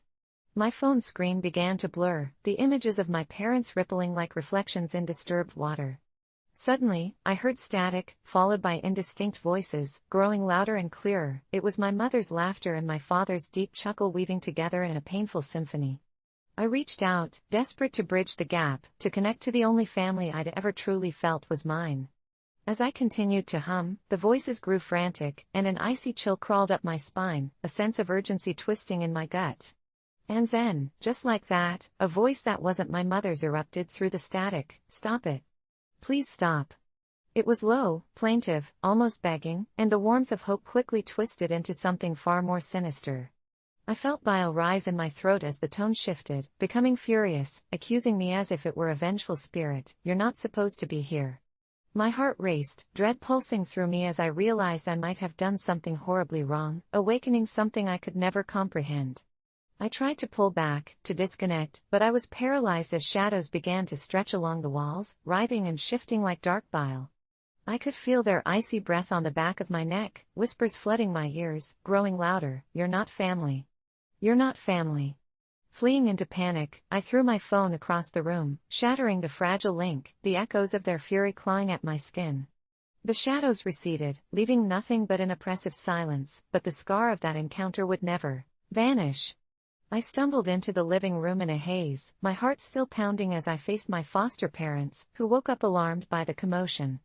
Their eyes widened as they saw me, trembling and wide-eyed, and for the first time, I felt the weight of their concern, genuine and terrified, yet I could hardly stand it. They immediately gathered around me, asking questions I didn't know how to answer, probing for an explanation of what had transpired in the dark corners of my mind. I wanted to scream that it wasn't my fault, that I had desperately sought solace and instead summoned only trouble, but the words stuck in my throat. The fear in their eyes stung like 1,000 needles, and just like that, I realized I had no choice. I had insulted my own reality, tearing apart the fragile threads of stability they had attempted to weave around me. As they held me, their warmth was suffocating instead of comforting. It only reminded me of the loss, the real family lost in shadows and confusion. I didn't want them probing deeper, I didn't want to tell them what happened. But that night turned from chaos to something else. It morphed into quiet nights full of investigations into my behavior, full of therapy openness and communication strategies over therapy sessions. They came to discover the extent of my misadventures on the internet and decided to enforce parental controls, the very thing I had fought against, drowning me in an irony bitter enough to make me sick. With each layer they placed on my phone, I felt not protected, but restrained, confined within the walls of their good intentions, a prisoner to their version of safety. My biological family was gone and unreplaceable, and somehow, my foster family turned from bastions of hope into an extension of confinement. I began to wonder, either for trying to cling to the last pieces of my past, for wanting a connection that, as the dreadful echoes of that night reminded me, perhaps ought to remain severed, void of voices calling from the dark. I never thought I would end up here, bleeding my emotions onto the screen as I try to make sense of it all and decide if I'm the one in the wrong. Just last week, I fainted in my kitchen, the gritty tile floor rushing to meet me, but the heart of my pain sat just a few feet away in the form of my mother, an unyielding fortress of misunderstanding. It felt like I'd stepped into a twisted reality where my cries for help fell on deaf ears, and all that mattered was her dismissive belief that I was faking it for attention. I had never felt so betrayed. The world had dimmed, and in that instant, I thought I was fading away into an abyss that no one would care to follow me into. My vision blurred, then darkened, but I could feel the roughness of the floor beneath my cheek and hear the low thump of my heart battling against unconsciousness. When the world began to spin back into focus, I struggled to lift my head, and there she was, my mother, arms crossed, lips pressed into a thin line, only interested in making her nightly casserole than in the gaping wound I had in my soul. "You're just pretending to get attention," she said, her voice thick with irritation. I wanted to scream, to tell her the truth, that I had battled anxiety for years, that my heart felt as if it were about to rip through my chest, that I felt truly unreal, like a ghost drifting through the people I loved. But there was no understanding reflected back at me, only the sharpness of her words cutting deeper with every breath I took. For a long moment, we were locked in a silent battle, her convinced that my struggles were merely a performance, while I struggled to prove that my reality was real, that I was standing on the edge of a cliff with the darkest depths beneath me and her scorn pushing me closer to the edge. It was just a few weeks before I had sat across from her at the kitchen table, trying to explain the weight in my chest, how the walls felt as if they were closing in, how I sometimes couldn't breathe, and instead of empathizing, she pointed her fork at me, a jeering light in her eyes, declaring that I had too much time on my hands, that I was just perpetually unhappy. I'd done everything I could to break through to her, gentlemen's letters and gentle nudges that fell flat, like trying to lift an anchor with sheer determination alone. She would ignore the trembling in my hands, the tears that fell silently, the way I'd collapse into numbness after a panic attack, and she'd always find an excuse to blame my moods on anything but what was truly happening inside my head. While I lay there that day, moaning on the floor, I felt resentment transform into rage. I couldn't believe she would act like this in my moment of need, her disdain a heavy anvil shackled to my consciousness as I finally pushed myself off the ground, my eyes meeting hers with a pleading desperation that only fueled her disdain further.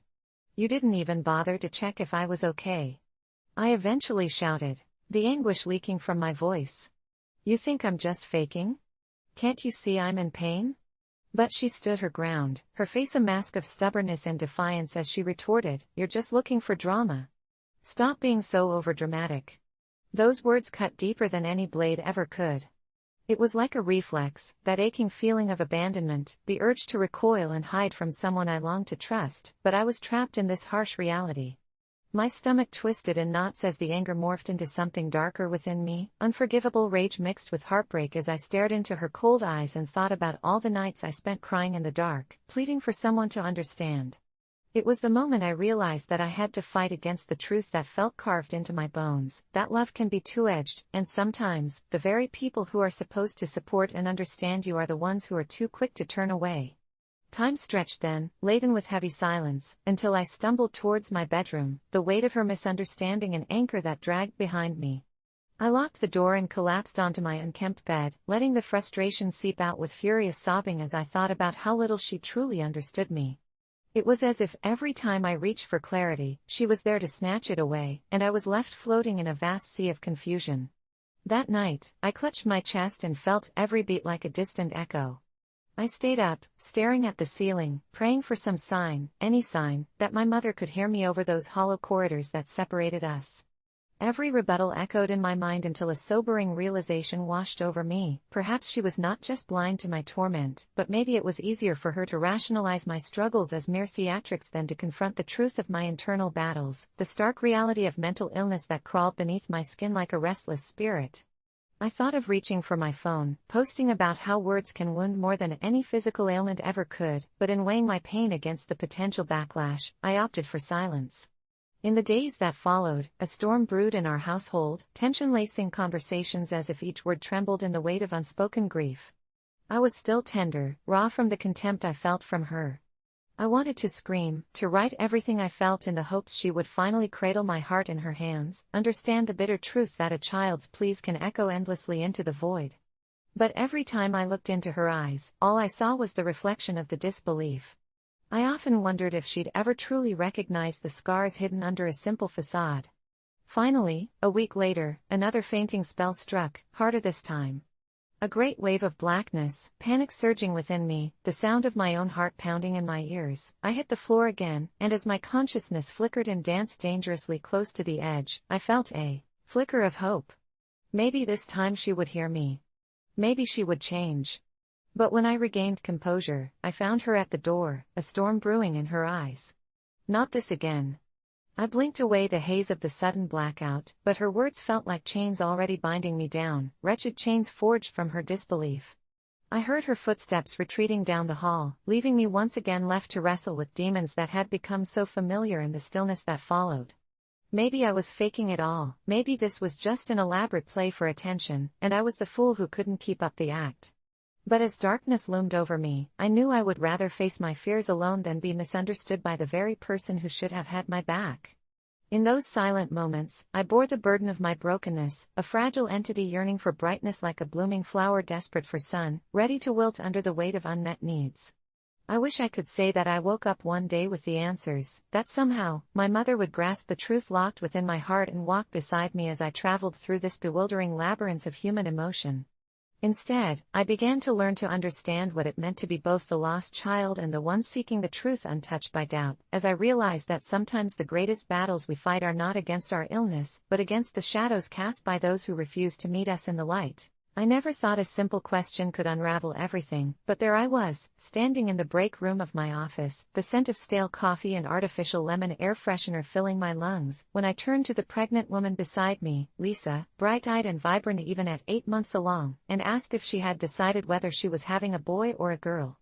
The moment the words left my lips, I felt an icy chill grip the air. Lisa's smile faltered, her eyes darting to the corner of the room as if she were searching for an escape, and I sensed something was off. I shrugged it off at first, thinking maybe she was just tired, but it was the awkward silence that followed that began to gnaw at my insides. Later that day, I heard whispers between coworkers, hushed tones discussing how Lisa had been acting strangely ever since I asked my innocent question, and for the first time, I wondered if I had crossed some invisible line. It was then that Jake, who sat 2 desks down, casually mentioned that Lisa had always been a bit superstitious about her pregnancy. She refused to know the gender or even discuss it, holding on to some kind of family belief that speaking it out loud would change the fate of the unborn child. I laughed off the comment, dismissing it as one of the workplace jokes he often liked to offer, but a seed of doubt was planted, and curiosity twisted my gut. A week passed, and Lisa's behavior became more and more erratic. One day she seemed fine, the next she was withdrawn, and rumors of her frequent trips to the restroom made their rounds, a silent testimony to the stress bubbling beneath the surface. I started to feel like I was the unwitting villain in a drama that I had no intention of starring in. On a particularly charged day, I decided it was time to confront the issue, a kind of reconciliation, perhaps. I approached her in that same break room, where we had shared laughs over coffee before her pregnancy became the only topic that seemed to matter. "Hey, Lisa," I said, trying to keep my tone light, "I didn't mean to upset you. I genuinely just wanted to know your baby's gender." She turned to me, her expression unreadable, and grounded her coffee cup in her hands so tightly I thought she might crush it. "You really don't understand, do you?" Her voice was low, almost trembling, and the weight of her gaze bore into me with all the intensity of an unexplainable fear. I shrugged, my stomach twisting again, and she leaned closer, her voice dropping to a whisper, "It's not about the baby, it's about the curse." A chill swept through me. "Curse?" I asked, half laughing, playing it off as more of a nervous impulse. But Lisa was dead serious. She spoke of her family's tradition, a long-standing belief that asking about the baby's gender would unleash an ancient entity, something she referred to as the unknowing, that thrived on secrets and manipulated destinies, insisting that it was not a mere fable but something that had affected her family for generations. Every woman before her who revealed the gender of their child had met with tragic outcomes, she warned, their lives spiraling into chaos soon after. I scoffed, trying to inject humor because that's what I did to mask my discomfort, but Lisa's eyes were wide, pleading. The color drained from my face as her story unraveled, tales of eerie coincidences and tragedies that befell those who broke the silence. I left the break room feeling a heaviness in my chest, questioning everything I thought was merely casual workplace banter. That evening, unable to shake her words, I went home to do research, swept up in stories of expectant mothers and inexplicable fates. Each story was darker than the last, and I couldn't help but feel a pressure building inside my mind, as if the very act of having asked about her baby had cracked open a door to something sinister.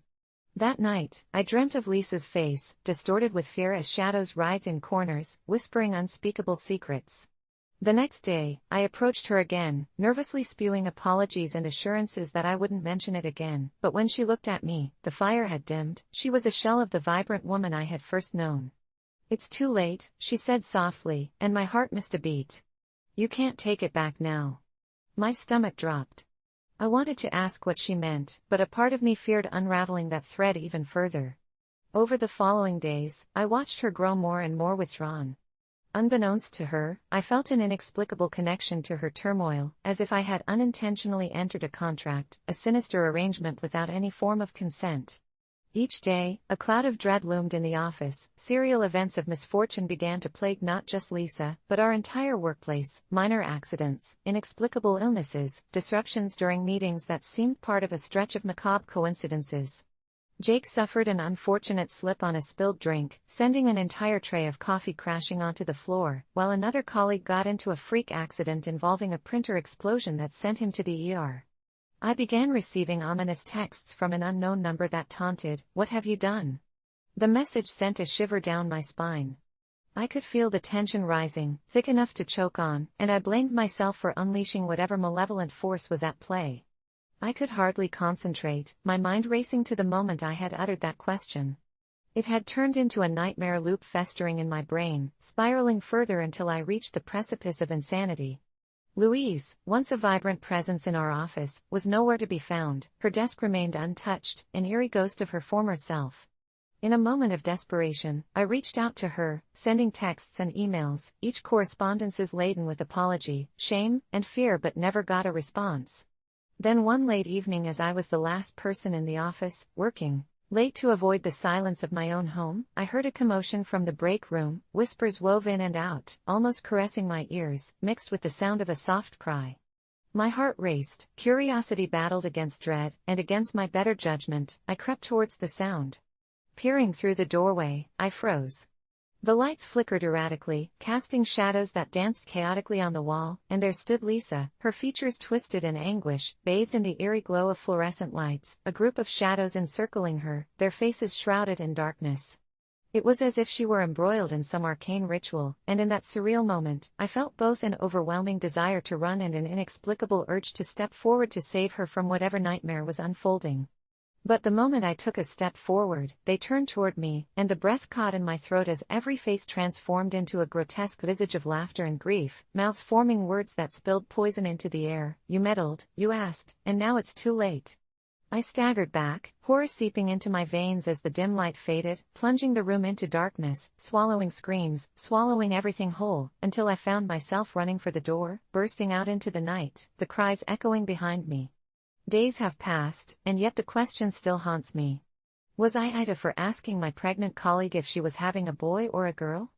I didn't want to believe the stories, to think there was any truth in her fears, but something in me knows the shadows linger, that the unknowing watches.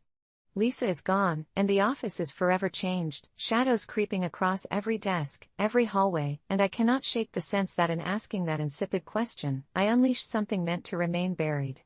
Now every night, as the weight of silence envelops my home, I hear the whispers echoing outside my window, taunting me, and I know it was my curiosity that opened the door, and perhaps it was my life they were waiting to claim next. When my wife and I first decided to have a child, we envisioned a picture-perfect family life, complete with spontaneous road trips and Sunday barbecues, but reality is often sharper than expectations, and soon daily life morphed into a relentless grind dominated by one irritating truth. Our 3-year-old daughter, Emily, was a nighttime terror, waking up screaming from apparitions that seemed to haunt her dreams, and after several weeks of sleepless nights, I found myself wrestling with an increasingly impossible choice. So, when my wife, Jessica, suggested right after dinner one Tuesday that we start taking Emily to daycare, I felt like I was being edged toward the cliff of parental sanity. She's sleepy, I thought. She won't sleep at daycare, she'll scream for me. I braced myself for weeks of bargaining with a toddler over nap time, so when it was suggested that I take Emily to daycare, a mere 20-minute drive in the same direction Jessica takes each morning, I hesitated. The logic seemed to infuriate me. How would it save us time, really, when I could just keep her at home where we had a semblance of control over our lives? I could hear her tiny voice, coffee-stained with the innocence of childhood. "Daddy, please don't make me go." And it twisted my insides. I became emotionally overdrawn, my derailed thoughts split between tender affection for my little girl and the desperation of exhausted parents craving normalcy. In the end, feelings won, and after more sleepless nights than I could count, I blurted out, "Ida for not taking Emily to daycare when it's just a 20-minute drive in the same direction as you, Jess?" What followed was the kind of argument that left both our hearts pounding and eyes stinging with tears. She couldn't understand how I could deny our daughter some structure, something stable to ground her restless spirit. My reluctance, according to Jessica, was merely a selfish desire to pacify my own guilt. But every irritation piled like flammable kindling, till last week it burst into flames. Emily woke up again, shrieking about monsters, her eyes wild as if they were windows to a thrilling, chaotic nightmare, and I felt the heat rise in my chest while my wife hissed at me to make that drive to the daycare. I refused, heart racing, sweat forming on my brow, burying my head beneath the pillow, convinced if nothing else, at least she was safe with me. All the what-ifs clawed at me. What if I was a terrible father, a godforsaken monster who could not endure the screams of a scared child? I was alone in this decision, swimming in a tidal wave of guilt as each morning unveiled a fresh list of rear-end kisses. The shame burned bright, especially when Jessica resorted to the ultimate parent's leverage, silent treatment, and the bitterness festered, hardened into resentments neither of us embraced but neither could deny. Then came the night it happened. Emily woke me up, summoning me with trembling babbles. An unexplainable chill lanced through me, almost sent me shivering out of bed. I went to her room and found her staring blankly at the walls. They seemed to breathe, swell, no, distort, whispering secrets in a language I didn't understand. "What's wrong, Emily?" I whispered, soothingly, but all I could manage was a stammer. She pointed to the window, lips quivering, and said, "Daddy, I don't like the closet anymore." The closet sat in darkness, ominous like a black mouth waiting to devour, and despite my instincts, I sat down next to her. After a few heart-wrenching moments, I dared to creep slowly towards the closet, swinging it open, only to find nothing, just clothes draping silently, shrouded like ghosts. I was about to close it when I noticed something unnatural, a reflection. For half a heartbeat, I thought I saw something flicker beyond the veil of silence, reaching for Emily's face, but then it vanished. I snapped it shut, and Emily cried. I wanted to gather her in my arms, to tell her it was going to be okay, but my voice cracked, fear clambering up my throat as I turned, surveying the room, convinced I had entered the realm of nightmares myself. For days, life twisted further out of alignment, the screams in the night returned, but now they spoke in strangled whispers, cryptic syllables turning my sweet girl into a captive of her own anguish. My resolve began to splinter when I suddenly understood that denying her aid would forever seal us in an embrace of despair, so in a fit of hopeless desperation that fateful Saturday morning, I relented, grabbed Emily, bundled her into the car, and we made that dreaded 20-minute drive to daycare, a measure of desperate hope dancing against the back of my mind. Yet, with my heart pounding, I saw that familiar chalkboard sign out front, announcing "We love our little ones." But beneath it was a smear of deep red, instincts blared alarms, and the moment we stepped inside, the air turned tainted, tinged with despair that felt like an iron fist squeezing my lungs. The children were there, faces blank as if they were marionettes in a play where no one knew the lines. I turned to my sweet girl, gripping my palm around her little hand, and together we approached the woman at the front desk, a nurse with eyes too soft, a smile too wide. "Time to play, sweet pea." She chimed, but I saw through it.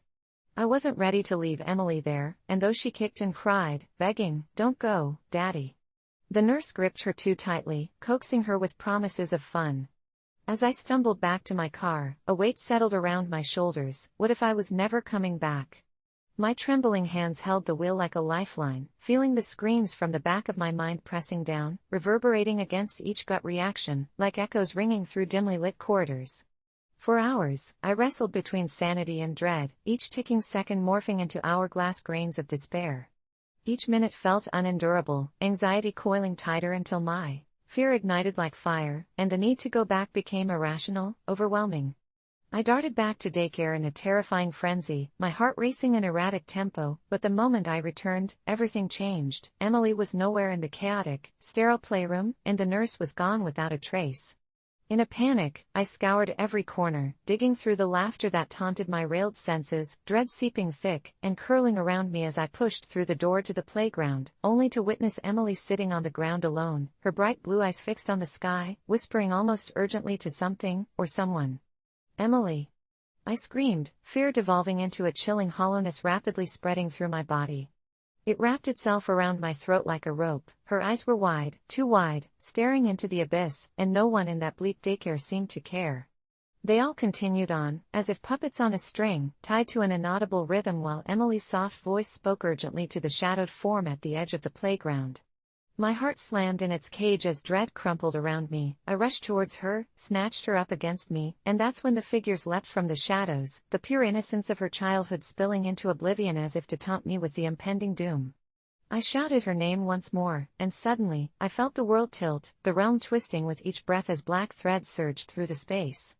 In that moment, I understood, Ida for not taking Emily to daycare. No, it was far more sinister than that, for not heeding the warnings whispered through her dreams and mine.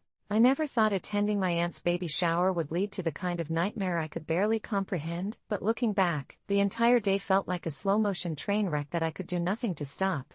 The moment I stepped into her lavishly decorated living room, filled with pastel-colored balloons and annoyingly cute decorations, a sense of dread washed over me. My aunt, who had always been the fun relative, was now the center of attention for her impending motherhood, and I was just a reluctant guest somewhat dragged into it by family obligations. As we congregated in a circle, playing those absurd games no one genuinely enjoyed, I felt the weight of the pressure to put on a smile, pretend I cared, and above all, be respectful, even though I knew I had no intention of doing so. You see, I had secretly vowed not to attend if the invitation didn't specifically ask for me. In essence, it was a pity invite, and I wasn't about to humor her for the sake of appearances. She could hardly keep her enthusiasm in check as she opened gifts, which only added fuel to my frustration. As she unwrapped yet another onesie garnished with cartoon elephants, the urge to unleash my disdain boiled inside me, colliding with the social facade I was trying to uphold. That's when my cousin's judgmental gaze caught mine. It was one of those looks that said, "Are you really going to spoil this?" And in that moment, I snapped. Without thinking, I blurted, "You should have picked a different theme, Aunt Linda, this one just screams desperately trying to cope with reality." The room fell silent. I could almost hear the collective intake of breath, the awkward shifting of chairs. Aunt Linda's smile faltered, her hands froze midair, cradling a pastel gift bag. What I now realized was a colossal faux pas on my part that I could never take back. I thought I might hear laughter, perhaps even a sarcastic comment to lighten the mood, but it was only my heart pounding in my ears as embarrassment washed over her and me in equal measure. She tried to laugh it off, a strange sound that only added to the tension, but the damage was done. Cousins exchanged glances, probably wondering what kind of monster they had in their family. As the clock ticked by, so did my humiliation, morphing into something darker. I could sense my aunt's dwindling excitement, like a balloon slowly deflating, and suddenly the quaint surroundings felt sinister, as if the pastel decorations were laughing at me. The whispers began, not just about my comment but about my intentions. I was somehow branded the villain of the day, the one who could not tolerate the simple joy of family. And then, the lights flickered, subtle at first, like a knowing wink, but with each passing moment, they gradually dimmed further until it felt like the room had shifted entirely. I could hear the sound of muffled conversations echoing around the walls, each echoed word dripping with disdain towards me even as more presents were opened, but what really unnerved me was the realization that with each present emptied of its novelty, my aunt seemed to grow smaller, lost beneath the heaps of expectation. As cupcakes were served, I could taste the bitterness of my own words lingering on my tongue, and the silence thickened as if we were all trapped in a bubble too surreal to puncture. Unable to bear the atmosphere any longer, I left the room, mumbling something about needing water, but what I found was unexpectedly horrifying. The hallway was dark, and my own shadow felt cloaked in a fog, twisting in ways that threatened to swallow me whole. Glancing back, I caught sight of Aunt Linda, who stood silhouetted in the doorway, a chilling stillness radiating from her.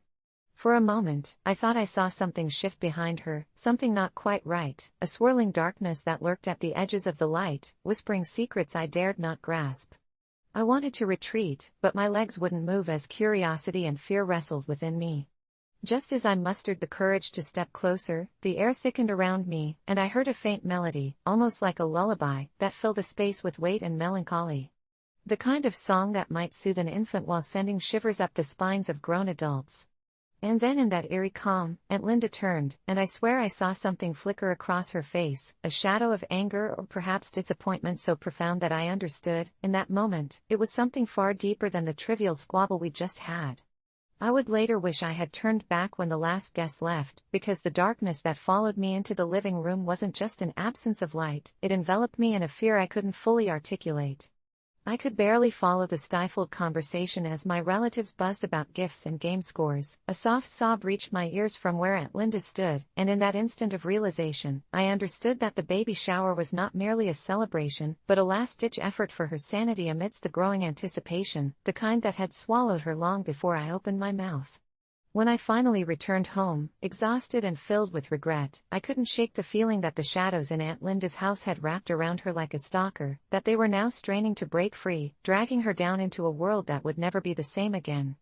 And soon, I had to face the truth. Sometimes, an unfiltered moment of honesty could unravel something fragile, something unwanted, leaving me wondering just how far I had crossed the line of being the family embarrassment, and if I might have awakened something darker within her that no one else would have to confront but me. Days passed into weeks, and every time my phone buzzed with a message from Aunt Linda, I hesitated, knowing that the silence between us had morphed into a chasm too wide to bridge. I'd come to realize that perhaps my failure to exhibit tact was not purely about a single moment, but about something profound. Her descent after the shower had spiraled into a silence filled with shadows that felt tragically suffocating. And while I should have reached out with an apology, I remained sequestered in my own turmoil, fearing that each unreturned message was a dagger aimed at the heart of my conscience, pushing me deeper into the abyss of guilt. Little did I know that guilt would soon transform into dread as vague whispers tainted the air around me, and the creeping sense that I had not just embarrassed my aunt but set something free snaked through the cracks of my reality like a shattering dreamscape. And in that unsettling blend of right and wrong, I found myself asking the haunting question that wouldn't let me go: was I really the villain in this story, or had I merely opened a door that should have remained shut? I need to share something that happened to me recently, and let me tell you, it's been haunting me ever since. I, 24, male, was living with my roommate, Sarah, 22, female, in an apartment that came with limited parking spaces, so we both had a parking pass we needed to display to keep our vehicles safe from being towed. Now, at first, everything seemed fine, but it didn't take long for Sarah's behavior to change. Picture this: every night she'd come home late, sometimes after midnight, after what she said were long shifts at her second job, which I didn't mind until I started noticing that she was leaving her car parked without the pass displayed, even though I'd reminded her at least a dozen times. The first time I noticed it, I told her to park in our designated spot and put the pass up. She waved me off, claiming she would handle it, but as weeks turned into months, the same pattern played out. Her car would sit there, vulnerable and ominously unchecked. I think deep down I knew that ignoring the rules and parking without a pass was what made her feel rebellious, but the threat of a tow loomed over both our heads, and I started to get anxious every time I saw her vehicle in its usual spot without the pass. Yet when I confronted her, she'd brush me off like I was the unreasonable one. It escalated the night I saw a tow truck pulling into the lot. It was like watching a slow-motion train wreck. I could see the driver scanning for offenders, and a chill ran down my spine as I stepped into the hallway. I had a choice to make. I won't lie, I mentally calculated the consequences for both of us: lose her car or confront her again, but knowing Sarah, I could picture her obnoxious eye rolling every time I brought it up, so in that moment, I made the decision. I followed that tow truck. Through the glass door, I watched as they got out and approached her car. My heart raced as I jogged down the stairs, desperate to stop them, but it was already too late. They had it lifted off the ground, and in that moment, I felt a pitiful mix of satisfaction and impending regret. I'd done what I thought was right, but the backlash I anticipated didn't take long to arrive. The next morning, I woke up to find Sarah standing over me, her face pale with anger, and she wasted no time accusing me of being the sole reason her car was gone. I tried to explain how many times I had warned her, how this was purely a consequence of her choices, but she kept accusing me of sabotaging her life and ruining her independence. She even went as far as saying I was taking pleasure in her misfortune. I told her that if she had just followed the rules, we wouldn't be here. That evening, her attempts at getting her car back only compounded her frustration when she learned that her parking pass had been revoked as well. In her fury, she vowed to make my life miserable, and I didn't take her seriously until the creepy stuff started happening. She'd come home late and drop heavy items on the floor to wake me up, blasting music with absurdly loud bass to keep me from sleeping, and I'd find my refrigerator contents rearranged or the dishes dirty when I'd cleaned them just the day before. I thought I was being paranoid until one night, while I was curled up trying to block out the noise with my headphones, I heard her whispering outside my door, saying my name in this eerie sing-song voice that sent chills through my spine. It was as if she was summoning something sinister. I confronted her about it, but she just laughed, saying she was testing my sanity. That was when I began noticing odd occurrences.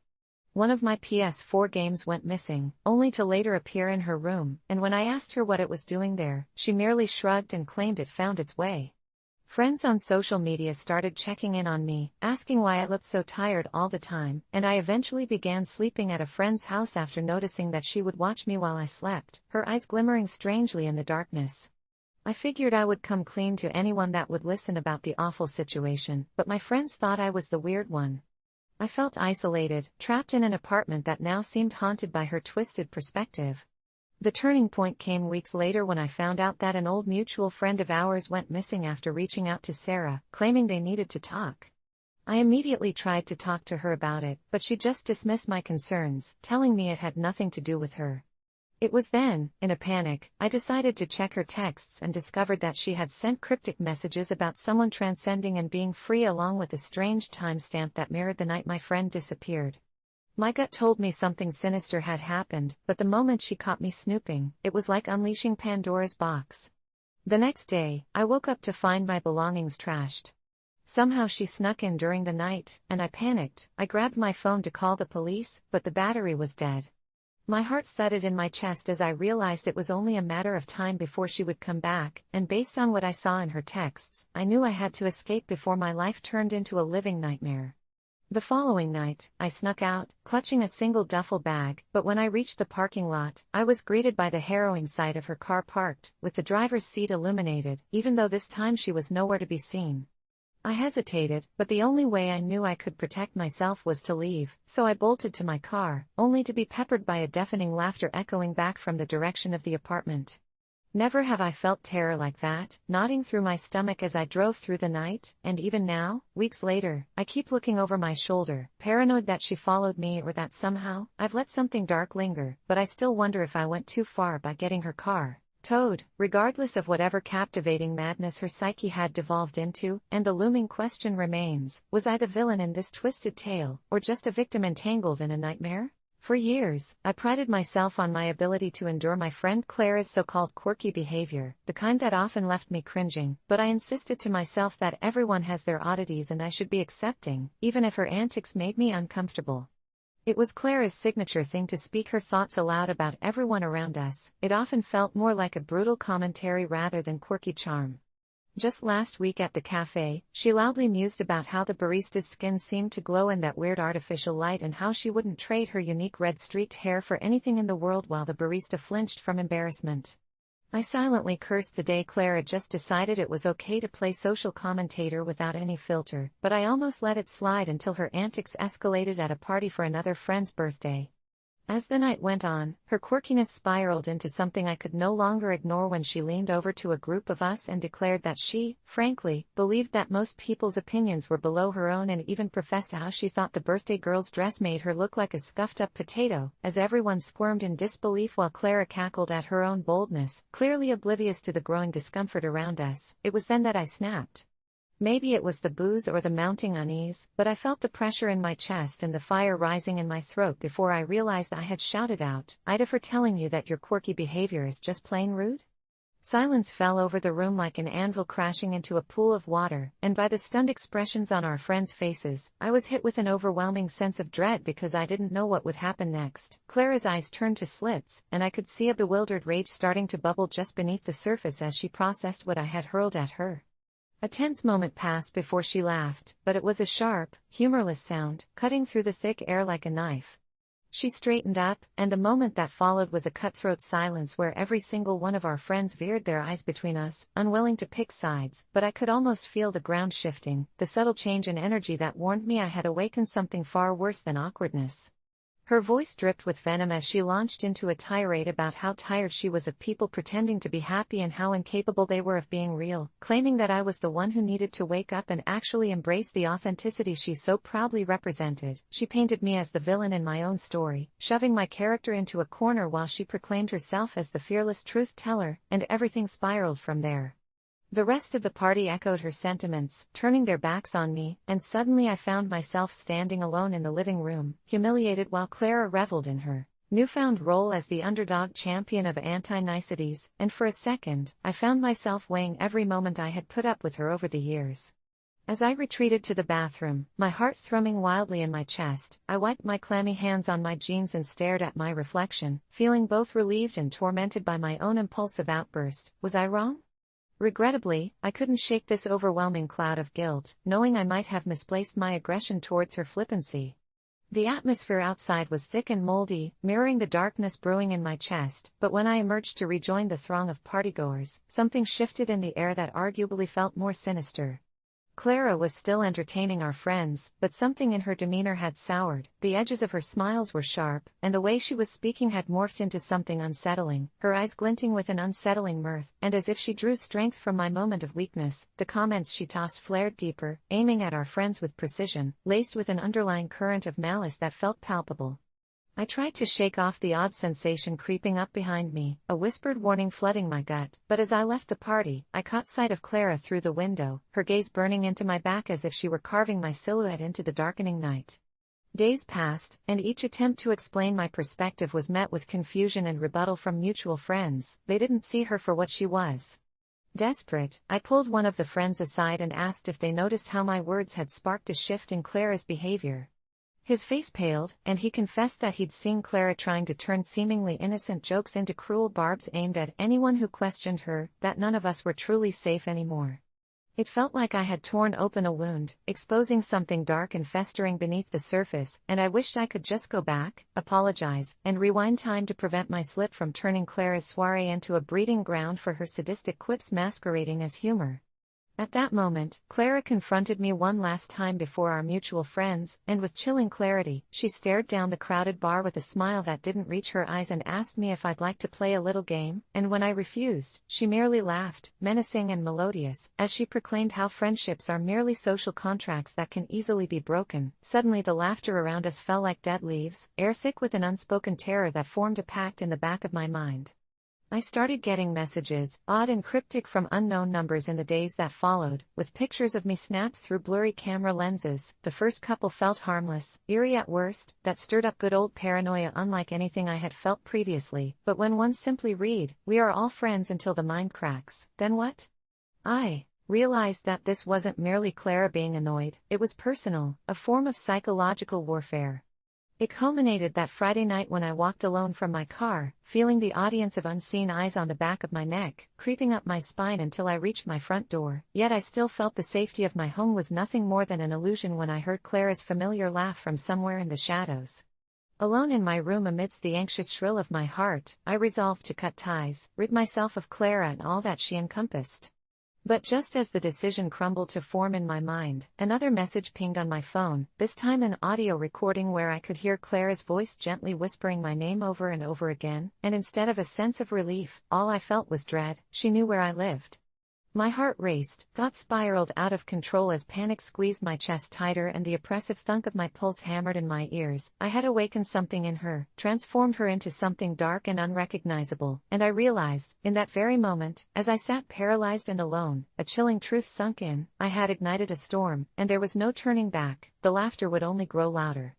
So tell me, was I wrong for attempting to call her out? Or did I unknowingly summon the very monster I attempted to escape? As the lights flickered overhead, a shadow danced along the wall, and I realized in horror that sometimes, the line between quirky and cruel is drawn in blood, and I was right in the center, and it wasn't over yet. When my fiancé, Tom, and I decided to move into our first home together, I imagined the smiles, laughter, and warmth we would fill it with, but everything changed the day I voiced my concern about his cousin's girlfriend, Clara. Clara had always rubbed me the wrong way, her laughter too loud, her words too cutting, and one particularly unsettling memory of a family barbecue haunted me. She cornered me, her cold eyes glinting with mischief, and whispered, loud enough for everyone to hear, about my past struggles with anxiety, painting me as some fragile, broken person. I brushed it off back then. Family dynamics can be complex and feigned a smile while the red crept up my neck. But as moving day approached, I felt a creeping dread about the idea of her plopping on our new couch, treating our space like her personal stage. So, in an attempt to safeguard our peace, I brought it up to Tom, explaining how uncomfortable it made me to think she'd feel entitled to our home, that I just didn't want her to bring her drama and condescension into this new chapter of our lives.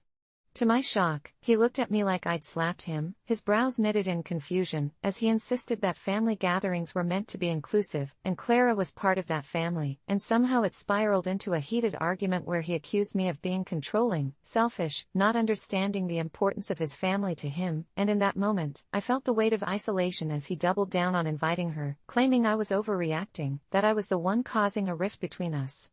I found myself in the eye of a storm I couldn't comprehend, where my feelings meant nothing, and he chose blood over the woman he was supposed to love most. It shattered me, and I felt like a villain in my own life, a true the fiancé versus the cousin's girlfriend tale playing out in a twisted sense of irony, and I thought of the odd glances she wouldn't hesitate to throw at me whenever Tom wasn't around, her calculated remarks piercing like daggers, but I kept quiet. When moving day arrived, the last thing I wanted was conflict, so I plastered on a smile and welcomed the chaos that came with a dozen family members stepping over boxes and trailing dirt onto our floors, but deep down I could feel that storm brewing. I'd already warned Tom, hadn't I? As the day unfolded, the house buzzed with laughter and chatter, and amidst the crowded living space, there appeared Clara, strutting in like she owned the place, her outfit representing some twisted version of classy. I felt an unsettling heaviness in my chest, and I excused myself to the kitchen for a moment of sanity, hoping a few deep breaths could drown out the noise. I poured myself a glass of water, feeling the cold glass against my sweaty palm when suddenly Clara appeared at the door, leaning against the frame with that same mocking grin. "Aren't you tired of pretending to be the perfect fiancé?" Or does he not mind that you're really just a little weirdo? She said, taking a deliberate step closer as if to intimidate me. Panic bubbled within me, and all the moments I had held back came flooding to the surface. I blurted out that she was unwelcome in our home. Silence. The kitchen, once filled with the scent of garlic and roasted chicken, turned so still it felt like I had yanked out the air from the room. Time slowed as her expression shifted, eyes narrowing, lips curling into a smirk tinged with malice. You really think a little boundary will save you? This is not just your house, this is our family, dear, she hissed, emphasizing the word "our" with venom that sent chills down my spine. It was at that moment, watching her intense gaze penetrate through my facade, that I realized I had inadvertently wedged myself deep into a battle I was bound to lose. The wall between us felt insurmountable, and when I finally emerged from that kitchen, it was to a scene that felt surreal, Tom caught in a web of confusion and frustration as Clara spilled the beans about our little confrontation. The smiles turned into whispers as a funeral-like hush descended over our guests. I could see some looking at me in pity, others stunned, and the dagger of humiliation plunged deeper into my already frayed nerves. It felt like I was standing on a precipice, the ground trembling beneath me, and in a split second of sheer panic, I realized I was not the only one threatened by this shattering tension. Tom's eyes flashed with anger, disappointment, and betrayal, and before I could explain, I felt the cold weight of the room's judgment tighten around my throat. He turned to me, voice low and trembling. Why would you do that? Why would you make a scene? It struck me like a slap in the face, heartbreaking because this wasn't about me being the focus of the drama. I had only been trying to set the stage for a peaceful beginning, so why couldn't he see that? Determined to resolve the chaos, I tried justifying my feelings, asserting my need for boundaries, but all I got in return was the flicker of anger in his eyes, a refusal to understand. Clara was still smirking, her victory evident as she leaned back against the wall, arms crossed, soaking in every moment of my humiliation. I felt as if I was the intruder in my own life, torn between my love for Tom and the need for self-respect, my very existence reduced to a battle over territory, and I finally spoke the truth, that I wasn't comfortable with Clara slipping in and out of our lives like she was a part of the furniture, and that anger transformed into terrible isolation as Tom stepped back, shaking his head, whispering that I didn't know how to play nice with family, that I would always be an outsider to his world. The words pierced deeper than anything Clara could have said. I stood there, wrestling with waves of despair, realizing the nightmare was not just her presence but the fact that I was losing him. It felt surreal in the aftermath as people hovered awkwardly, unsure whether to support me or defend him, the tension strangling the air, collapsing my hopes of love into ashes. I tried to refuse Clara's smug smile, but the reality sunk in like the darkness gathering around me. This was never going to end well, and as the night dragged on, I watched Tom grow more frustrated, more distant, and I realized that in trying to stand my ground, I had unwittingly dug a grave for our relationship, slowly trapped in a dissonance that had settled over both our lives, one that made me question if I was the villain or merely a puppet pulled by strings of a vengeful fate. Now the boundaries blurred, and all I could wish for was to rewind. Instead, I found myself waking up in our new home alone the next morning, losing sight of the dreams I once had, staring at the walls which felt less like comfort and more like a cage filled with memories of regret, uncertain whether Tom would choose to fight for us or slide into the shadows, where Clara lurked, waiting to further her twisted campaign against the fragile remnants of what remained of our love.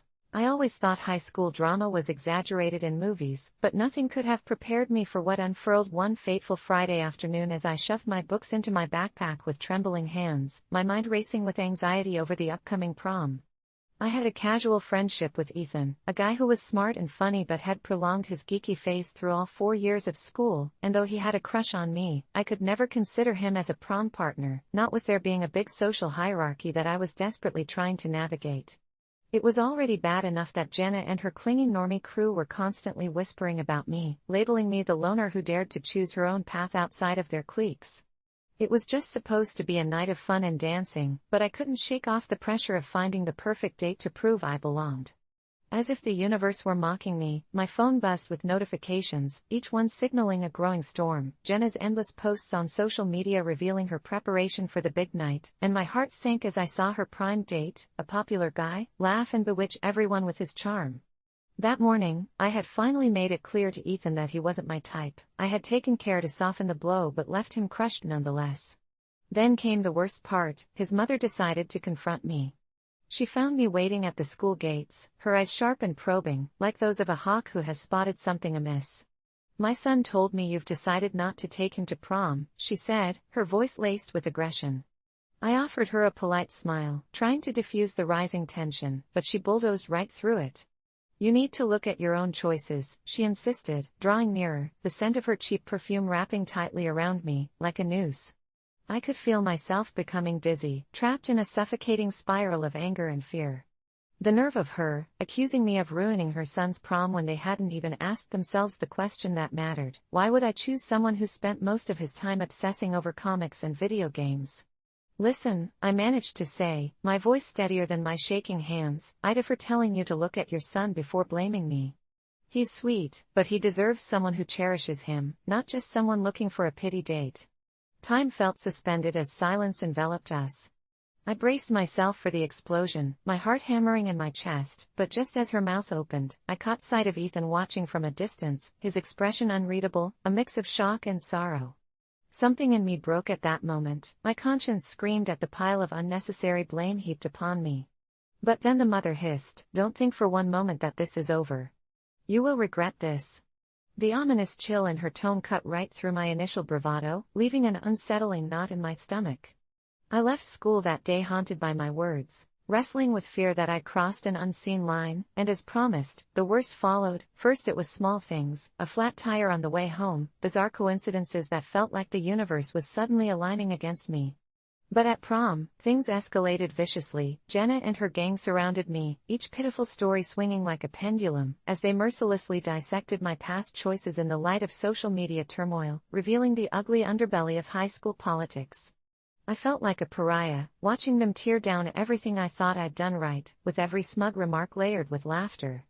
Just as it seemed I'd reached the lowest point of despair, the lights dimmed in the hall and the music thumped, drowning out Jenna's taunts momentarily. It felt almost cinematic as I moved towards the punch bowl, desperate for solace. But then, behind me, I heard the unmistakable sound of a throat being cleared. I turned around to see Ethan, his mother lurking behind him, her eyes glinting in the dark like a predator ready to pounce. "You think this is over?" She snarled again, and before I could respond, I bolted towards the exit, adrenaline surging through my veins, only to find myself cornered in a dimly lit supply room where she followed, her intentions written clearly across her face. I desperately scanned for an escape route, but she was too quick, locking the door behind her, trapping me in this nightmare. "You think you can just turn him down and not expect consequences? You need to realize who you're dealing with," she said, her voice like ice. My heart raced. I tried to explain myself, but the words were lost amid the mounting terror. For a fleeting instant, Ethan appeared in the threshold, reaching for the handle, but his mother grasped my arm tightly, her grip unyielding, fixing me with a crazed expression, as if laced with a dark, hidden madness. "You're going to pay for breaking his heart. I'll make sure everyone knows the truth about you," she hissed it like a curse, and in that instant, an overwhelming wave of helplessness gripped me, my nights of dread crashing into unbearable terror. My cell phone buzzed in my pocket, a true signal from the outside world, and with a jolt I reached in to find a series of frantic messages from friends, some concerning their own safety at home. But I had less time than I thought. Ethan finally managed to force the door open, and just as he did, his mother released her hold on me, and I stumbled backward into a wall. She turned to him, her face now a canvas of rage and grief, and with one swift, disarming gesture, she transformed from the predator to the victim, screeching about betrayal and ungrateful girls. I stepped back, panic and disbelief dancing between us as Ethan stood there, frozen, jaws clenched, his eyes darting from me to his mother, that one moment a lifetime of silence. I could see the flicker of realization overwhelm his features, as he turned away from her, and in that tense, split second, the promise of something both terrifying and liberating dawned within me. "Ethan, it's okay," I blurted out. "There's more to you than any of this." I would never forget the look on his face as he eventually stepped back, the weight of his past shattering under the reality of who he could be. As his mother shrieked one last time, the moment spiraled until it burst into 1,000 fragments, but one thing was clear: I was done being their scapegoat, their pawn in a game I didn't choose to play. The horror of their vindictive pull fluttered away as I stepped into the light, the weight of that night turning into fuel igniting my resolve to find my own way, uncaged from the illusion of what prom should have been. Some choices felt like chains, but I realized some were roads that led right back to dignity. All it took was the courage to walk away. A few weeks later, as high school faded into something only an afterthought, I discovered Ethan had unfollowed his mother on social media, cutting her negative influence clean from his life. And while I never heard from his mother again, the memory of that encounter lingered, a reminder of the darkness that once threatened to engulf me, a specter now banished under the light of a new beginning.